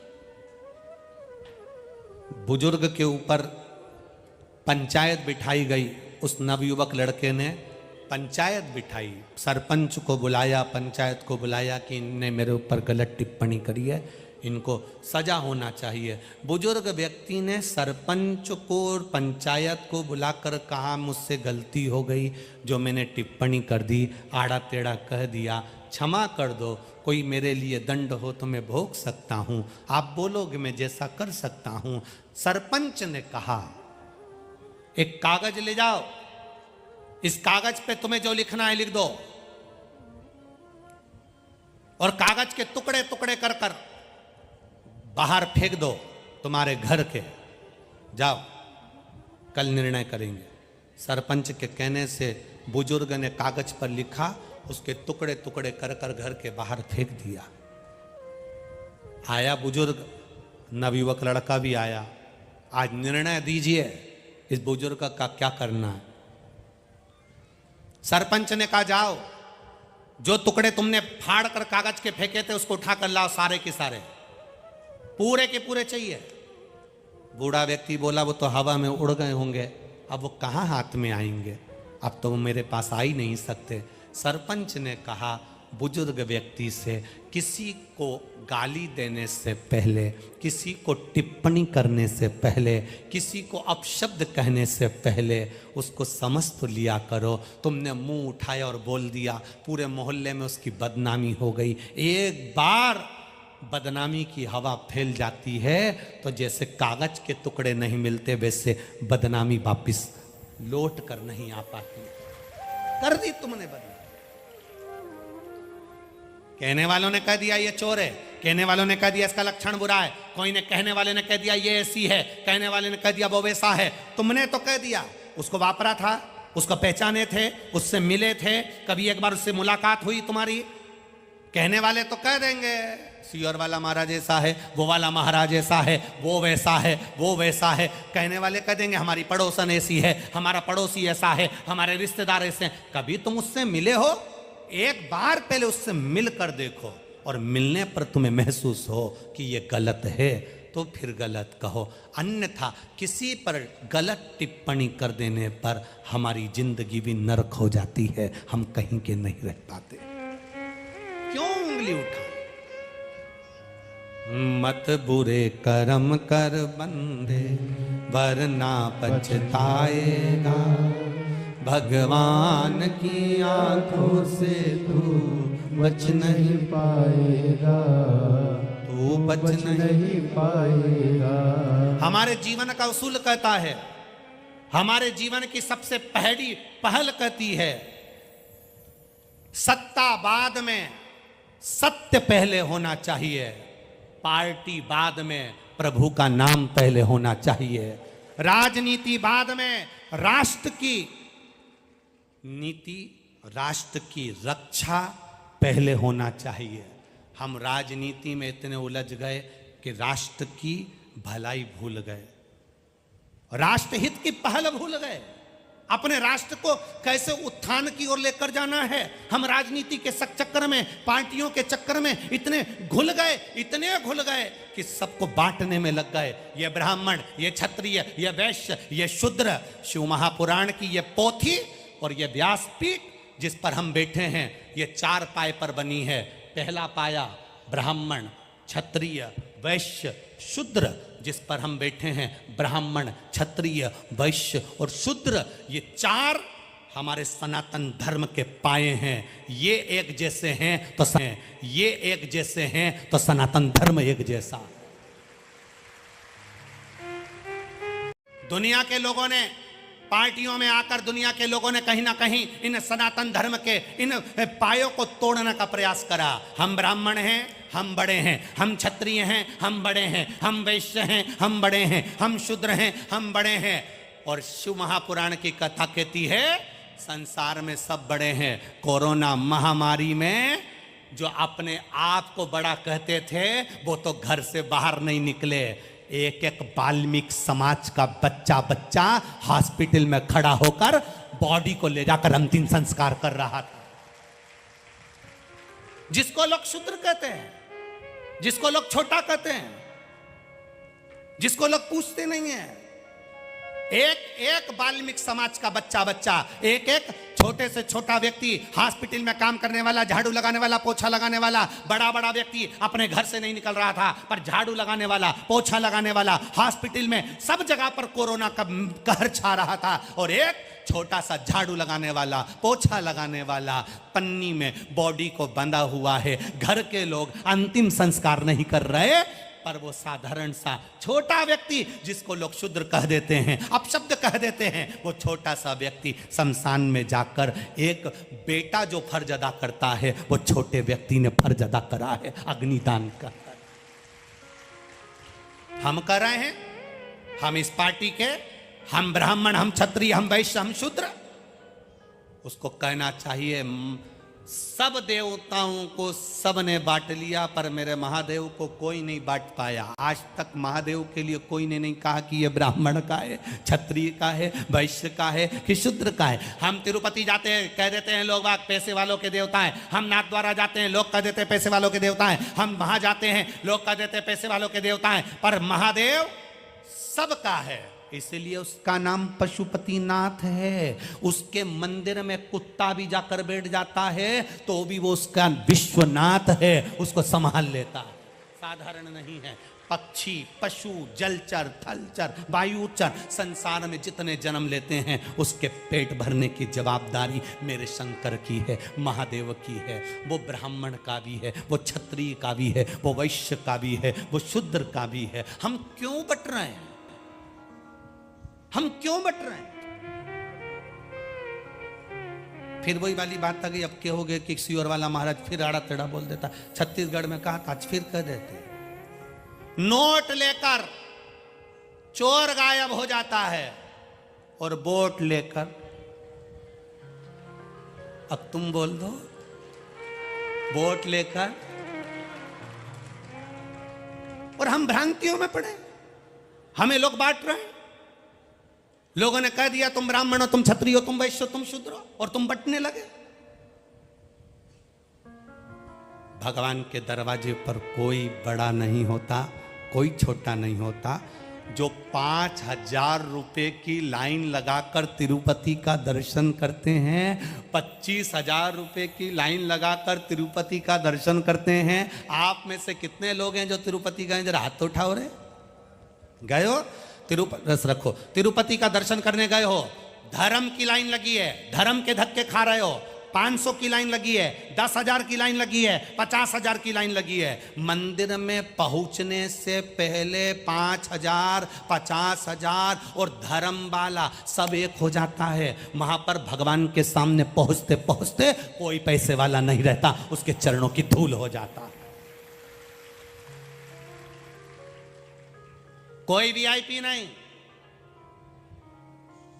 इस व्यासपीठ ने बारंबार व्यासपीठ वर्णन करती रही है, शिव महापुराण में कोई वीआईपी नहीं है। जो ज्यादा वीआईपी है उसे कथा में नहीं आना चाहिए। जो ज्यादा वीआईपी है वो कथा में ना आए। यहां आए हो तो शंकर के दरवाजे के धक्के खाना पड़ेगा, और जो यहां के धक्के खा लेता है वो संसार के धक्के नहीं खाता है। इतने बड़े वीआईपी हो तो 5,000 रुपए देके बैकुंठ चले जाओ ना। कथा में आने की जरूरत ही क्या है? वीआईपी के लिए वहां पर भी तो खाता होगा। डिग्री यहां देखी जाएगी कि इंजीनियरों की, डॉक्टरों की, कलेक्टरों की, एसपीओ की, डीएसपीओ। तुम्हारी डिग्री केवल यहां पर देखेंगे, वहां तो एक ही डिग्री देखेंगे, श्री शिवाय नमस्तुभ्यम। वहां एक ही डिग्री देखी जाएगी कि भगवान का भजन कितना करा है, स्मरण कितना करा है, कीर्तन कितना करा है, मंत्र कितना जपा है, कथा कितनी श्रवण करी है, परहित कितना करा है। किसी दुखी को देखकर दुखी हुए, किसी सुखी को देखकर सुखी हुए, किसी के दर्द को अपना माना। वहां पर केवल यह देखा जाएगा कि तुमने परहित कितना करा।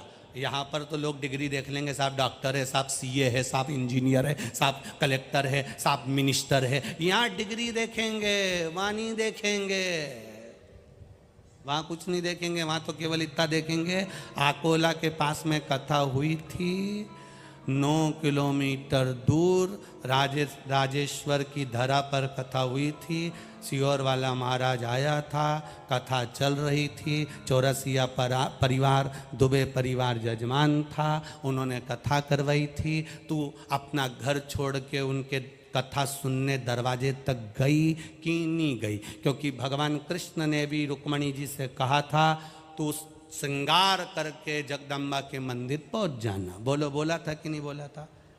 भागवत हो रही बाजू में, तो वो बोलते महाराज जी कि तैयार होकर रुक्मणी श्रृंगार करके, पत्र पढ़कर भगवान ने कहा ब्राह्मण देवता रुक्मणी जी से कह दो श्रृंगार करके जगदम्बा के मंदिर पहुंच जाए, मैं उसे लेने के लिए पहुंच जाऊंगा।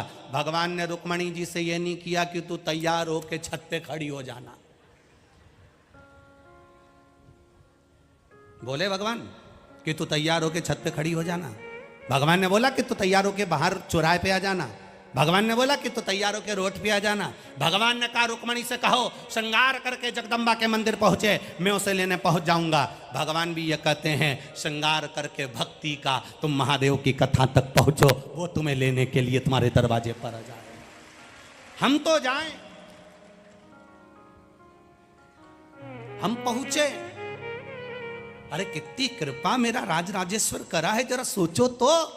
जो कथा दिन में 1 बजे से 4 बजे होने वाली थी, भरचक धूप में होने वाली थी, दिन भर तुम्हारा यही समय हो जाता।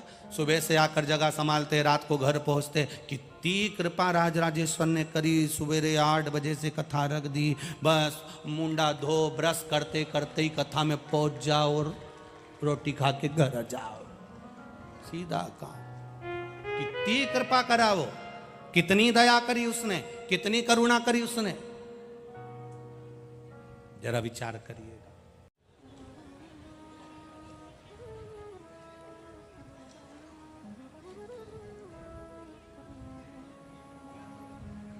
श्री स्वामी समर्थ जी के एक चेले थे, चोलप्पा। सुना है कि नहीं सुना? नाम सुना है? जम के तो बोलो, सुना है ना चोलप्पा को? श्री स्वामी समर्थ के अक्कलकोट में जैसे ही स्वामी समर्थ जी आए और अक्कलकोट के दरवाजे पर स्वामी समर्थ आए, तो स्वामी समर्थ जी को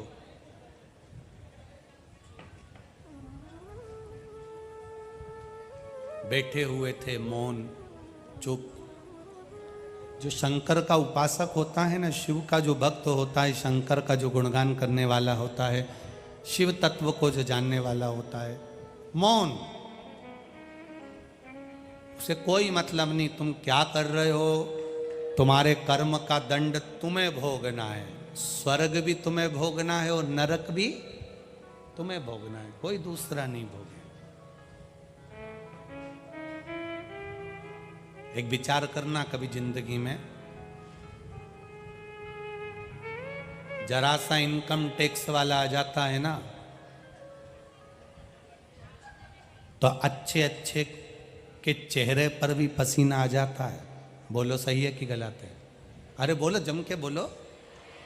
एक इनकम टैक्स वाला आकर आपसे थोड़ा सा हिसाब मांगता है तो अच्छे अच्छे के चेहरे पर पसीना आ जाता है। वो इनकम टैक्स वाले ने तो तुमसे साल 2 साल 4 साल का हिसाब मांगा तो पसीना आ गया। वो तुमको जन्म से लेकर मृत्यु तक का हिसाब मांगेगा कि पृथ्वी पर जाकर करा क्या था। तो जरा विचार करिए, यहां तो पसीना ही छूटा है, वहां क्या क्या छूट जाना है, विचार करिएगा जरा। एक जरा सी फाइल दिखाने में पसीना छूट रहा है, जरा सी फाइल। और जब आएगा जब बुलावा तो जाना पड़ेगा, काया कुटिर खाली करना पड़ेगा। आए किस जमानत न होगी, पल्ले में गर कुछ अमानत अमानत न होगी। आएगा नोटिस जमानत न होगी, पल्ले में तेरे कुछ अमानत न होगी। यम की पौड़ी पे चढ़ना पड़ेगा, काया कुटीर खाली करना पड़ेगा। किराए के क्वार्टर को क्या संभाले, किराए के क्वार्टर को क्या तू संभाले।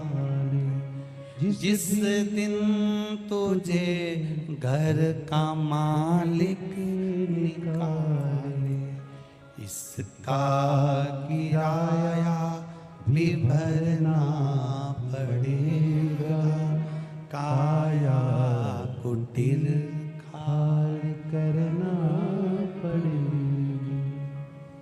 बचपन में हमारे सीहोर में हम 1 रुपए की साइकिल किराए की लाते थे, छोटी सी, छोटे छोटे पहिए होते थे, छोटी सी साइकिल होती थी। मेरा मन कहता है तुमने भी चलाई होगी। जितने लोग आस्था चैनल पर सुन रहे हैं, जितने फेसबुक पर यूट्यूब पर सुन रहे हैं और जितने इस पंडाल में सुन रहे हैं, जब छोटे थे जरा जरा से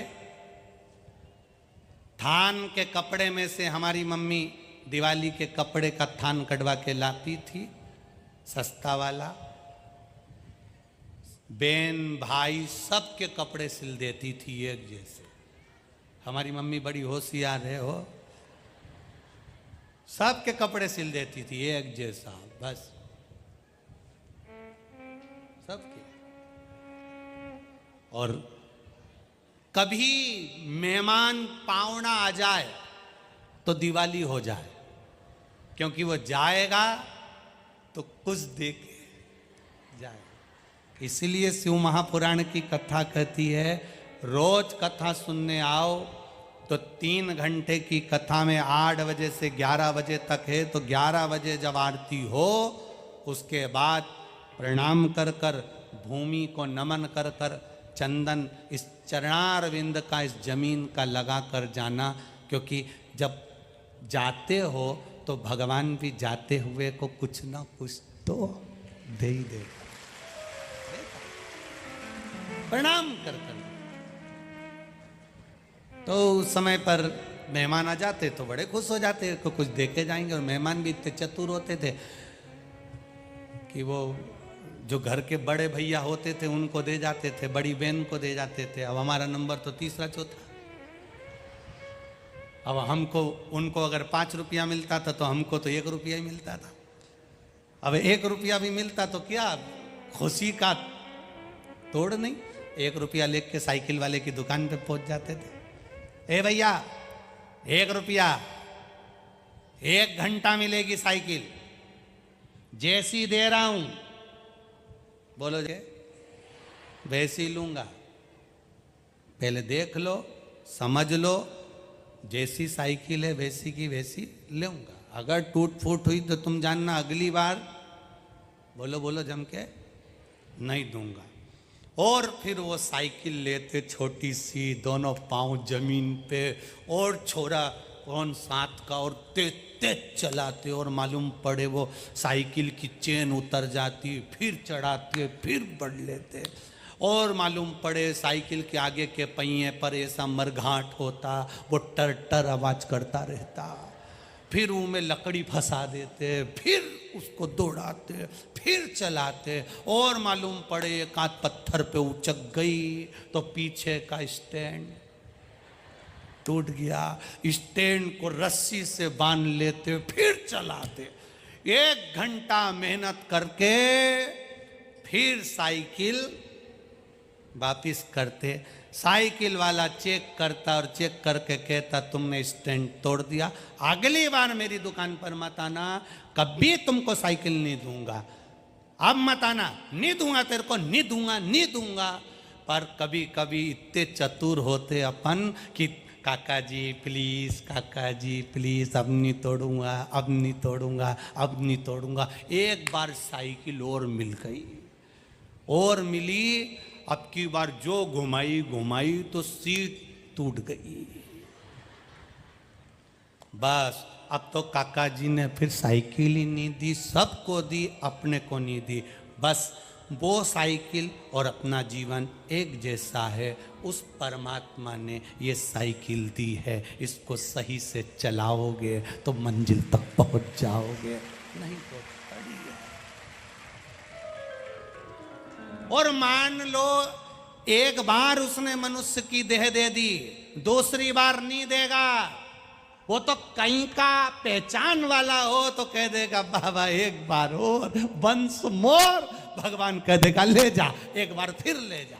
उसको क्या मालूम था कि सीट तोड़ कर लिया आएगा। अब की बार भी भजन नहीं गाएगा, अब की बार भी राम नहीं कहेगा, अब की बार भी शिव नहीं कहेगा, अब की बार भी कृष्ण नहीं कहेगा, अब की बार भी जो मानव का शरीर मिला है इसको व्यर्थ गवा देगा।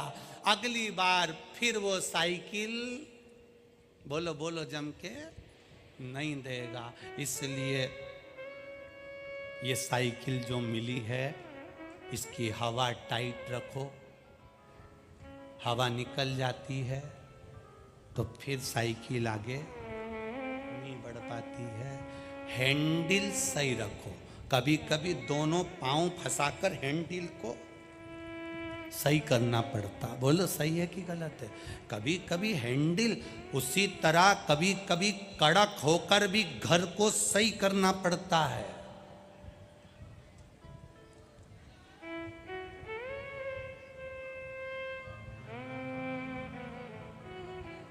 मकान में रहने वाले के मकान में भगवान है कि नहीं पता नहीं, पर रहने वाले के मकान में भाव शुद्ध होना चाहिए, भाव निर्मल होना चाहिए। जब भाव शुद्ध होगा तो भगवान मिलेगा।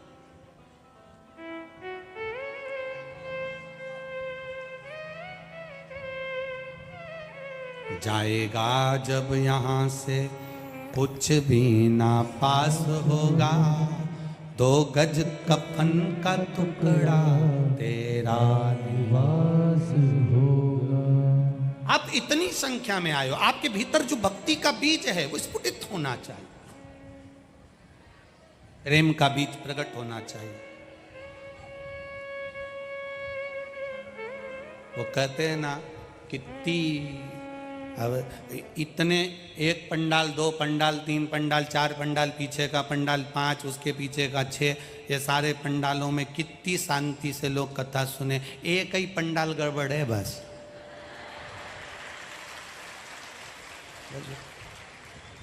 अब फिर वही बात है ना, हमको वैसे भी मराठी नहीं आती, पर वो कहते तुमचा आकोला मनी जस्ती गर्दिया है।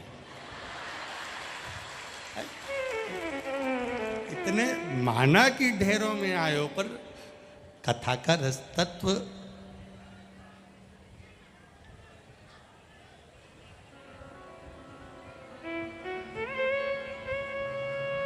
वो क्या पूछते हैं तुम, ठीक तो वो क्या बोलते हैं मराठी में, तुम्ही सर्वे चांगला है? तो तुम कहीं तकलीफ क्या है? मस्त तो आनंद में तो अपनी मस्ती में जिंदगी जियो, जितनी मस्ती में जीवन को जियोगे उतने आनंद में जियोगे। 1 घंटा साइकिल मिले उसको कितने खुश होकर चलाते थे, बोलो री जीजियो, सही है कि गलत है? साइकिल बेकार भी हो जाती थी तो उसको सही करके फिर खुश होकर चलाते थे। 1 रुपये में 1 करोड़ की जिंदगी जीते थे। आज के ज़माने में 1 करोड़ के बंगले में रहने के बाद भी 1 कौड़ी की जिंदगी नहीं जी पा रहे।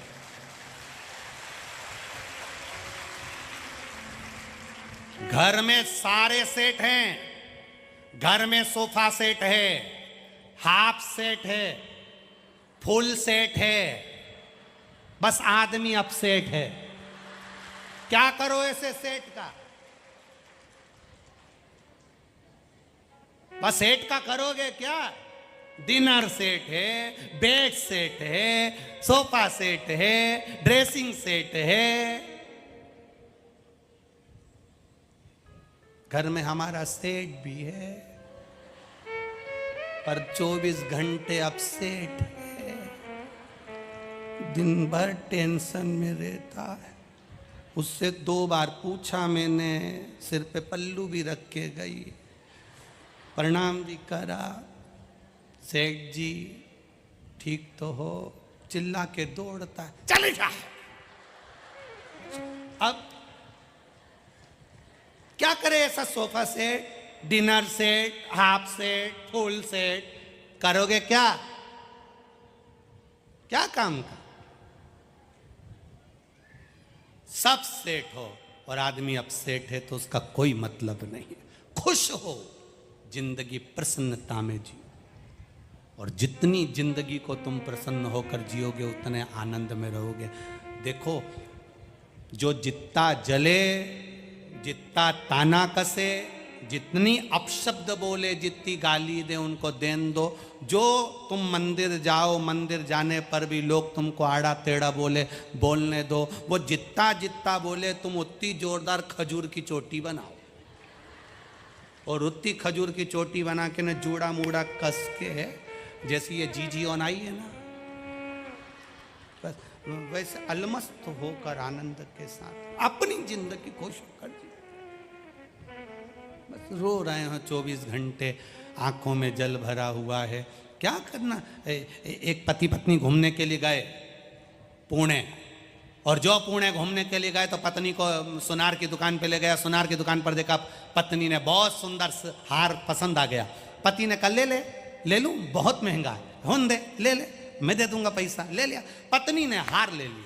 पति ने हार लिया, पति ने कहा पहन ले। पत्नी बोली अभी नहीं पहनूंगी, अपनी शादी की सालगिरह आएगी तब पहन।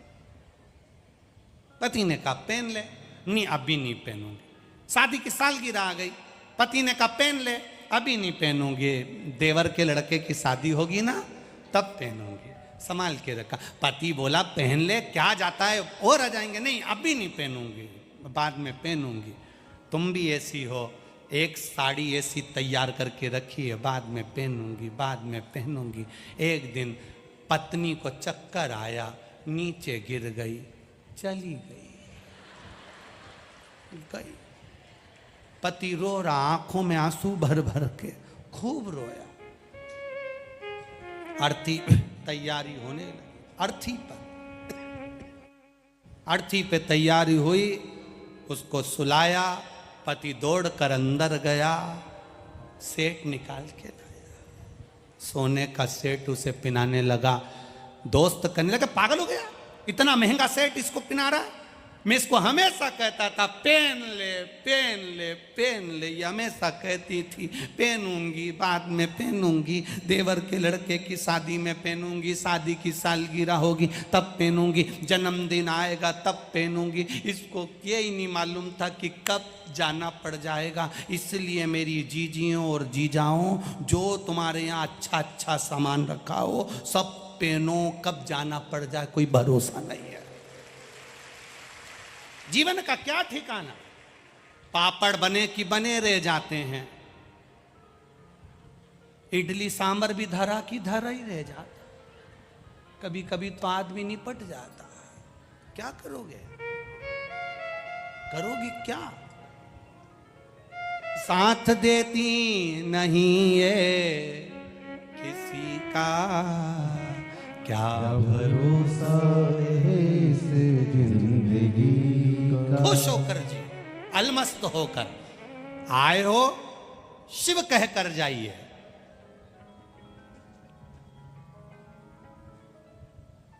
आए हो, एता श्री शिवाय नमस्तुभ्यम, आणि जाते श्री शिवाय नमस्तुभ्यम, आते भी श्री शिवाय नमस्तुभ्यम कहो, जाते भी श्री शिवाय नमस्तुभ्यम कहो। जीवन की एक एक रेखा में शिव तत्व को जानने का प्रयास करो। जानो शिव तत्व। नहीं आपके पास में जल, नहीं आपके पास में एक चावल का दाना भी नहीं है तो केवल उसके शिखर का दर्शन कर लिया तो भी हमारी मुक्ति सहज है, शिव तत्व सहज है, मिलेगा।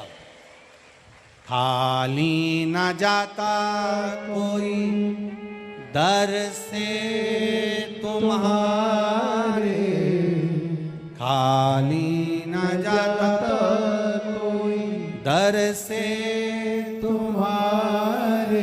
जो आया दिल से, उसे दिल से एक पत्र आया है, देखो, जो आया दिल से उसको दिल से प्रभु ने दिया है।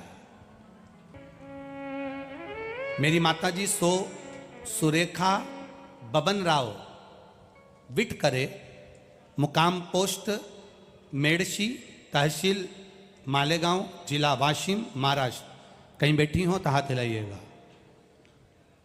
कहीं बैठे हो तो हाथ हिलाइएगा।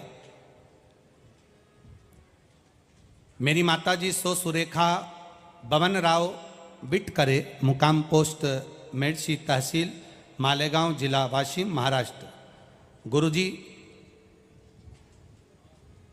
मुंबई में टाटा मेमोरियल हॉस्पिटल में गर्भाशय में 18/12/2022 को कैंसर की गठान बताई थी। बहुत दर्द होता था, बहुत तकलीफ होती थी गुरुदेव।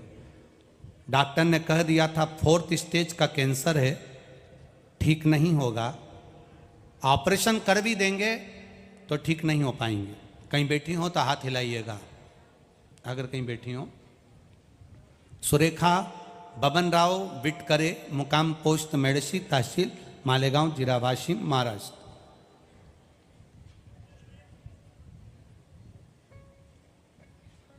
टाटा मेमोरियल हॉस्पिटल में मुंबई में दिखाया, कैंसर की गांठ बताई, दर्द बहुत होता था गुरुदेव। डॉक्टर ने कहा था 4th स्टेज का कैंसर है, ठीक होना मुश्किल है। सब कुछ हम दवाई लेकर वहाँ से आ गए और अब विचार करा ऑपरेशन करा भी लेंगे और 4th स्टेज का है, कोई भरोसा नहीं है। डॉक्टर को दिखाकर वापिस आए, दवाई लेकर आए, कुंदकेश्वर महादेव के नाम से दवाई खाना प्रारंभ करा, शिवजी को 1 लोटा जल चढ़ाना प्रारंभ करा, 1 बेलपत्री शंकर को चढ़ाकर खाना प्रारंभ करा। गुरुदेव बाबा की कृपा से, आप कहते हो 3 महीने में बाबा सुनता है, हमने ठीक 3 महीने बाद वापिस वही कैंसर हॉस्पिटल में टाटा मेमोरियल में माँ को दिखाना प्रारंभ करा। जैसे ही जांच कराना प्रारंभ हुई, जांच करते से ही कैंसर समाप्त हो चुका था। इसलिए हम बाबा को यहाँ प्रणाम करने के लिए आए। शिव तत्व है, उसको जानना। एक पत्र और बड़ा सुंदर लिखा, हवाई जहाज बना के भेजा हो। 7 समंदर पार मेरे भोले बाबा का दरबार, धन्य हो। इंडिया टू ऑस्ट्रेलिया हवाई जहाज पे लिखा है, ठीक है। मैं रितेश मल्ल, गांव तेलहारा, जिला अकोला से हूँ। कहीं बैठी हो तो हाथ हिलाइएगा। आप ही हैं, दोनों हाथ हिला दो एक बार ऐसे। हवाई जहाज बहुत जोरदार है भाई, है बाबू। जिला अकोला से हूँ। भोले बाबा बहुत ही समस्या मिटाते हैं गुरुदेव। मैं क्या वर्णन करूँ। मेरी बहन शीतल भंडारी अभी 4 सालों से ऑस्ट्रेलिया में है। 5 महीने पहले वह इंडिया आई थी। जब उनका थायराइड चेक करवाया तो वो ज़्यादा प्रमाण में मिला। थायराइड की बीमारी एक ऐसी बीमारी है गुरुदेव जो ठीक नहीं होती है। मेरी माताजी और परिवार वाले पिछले 2 साल से आपकी शिव पुराण कथा सुन रहे हैं। तो मेरी माताजी ने औषधि के रूप में सीहोर से एक रुद्राक्ष लेकर आई थी। वो रुद्राक्ष जल में गलाकर शंकर जी को पानी चढ़ाकर मेरी बहन को देना प्रारंभ करा। बेलपत्र चढ़ी हुई, उसको खिलाना प्रारंभ करा। जब वो ऑस्ट्रेलिया के लिए जाने को तैयार हुई तब उसकी जांच कराई तो उसका थायराइड कम हो चुका था। थायराइड की बीमारी थम चुकी थी, पर थायराइड पूरी तरह से समाप्त नहीं हुआ था। गुरुदेव, मेरी बहन के साथ में मेरी माँ ने बेलपत्री को सुखाकर उसका चूरा बनाकर पॉलीथीन में रखकर दे दिया। साथ में जो रुद्राक्ष मेरी माँ सीहोर से लेकर आई थी, वो रुद्राक्ष भी उसको रखकर दे दिया। वहाँ ऑस्ट्रेलिया में जाकर मेरी बहन ने कई दिनों तक वो बेलपत्र का चूरा जो शंकर जी पे चढ़ा हुआ था उसको खाया और रुद्राक्ष का पानी पीना प्रारंभ करा। जब डॉक्टर को चेक करवाया तो उसका थायराइड वहाँ ऑस्ट्रेलिया के डॉक्टर के हिसाब से समाप्त हो चुका था। अब थायराइड की गोलियां उसकी बंद हो चुकी थी। अब ठीक है वो। हर हर महादेव। बैठिए। श्री शिवाय नमस्तुभ्यम।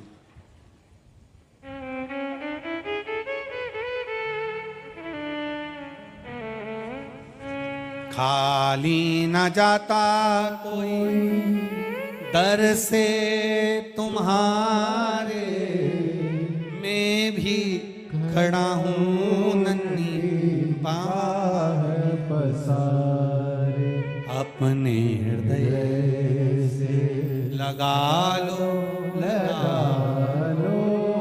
गिरा जा रहा हूँ, उठा लो। शिव तत्व कहता है, भगवान शंकर का चरित्र कहता है, दिल से किया गया गुणगान खाली नहीं जाता। भगवान ब्रह्मा जी ने शिव तत्व को जानने के लिए भगवान के अर्धनारीश्वर स्वरूप का दर्शन भगवान ब्रह्मा जी को भगवान देवाधिदेव महादेव ने कराया है। भाव से जोरदार ताली बजाएं। अर्धनारीश्वर भगवान का सुंदर दर्शन भाव के साथ में अपन सब कर रहे हैं। कथा का आज द्वितीय दिवस है। बहुत ज़्यादा संख्या में, लाखों की संख्या में आप लोग आए हैं। मेरा टेंट वाले भैया से भी निवेदन है, यहाँ पर जो माताएं बैठती हैं इनको धूप लगती है, आप इनके लिए टेंट की व्यवस्था कल अवश्य करें। और पीछे भी बहुत लोग खड़े रहते हैं।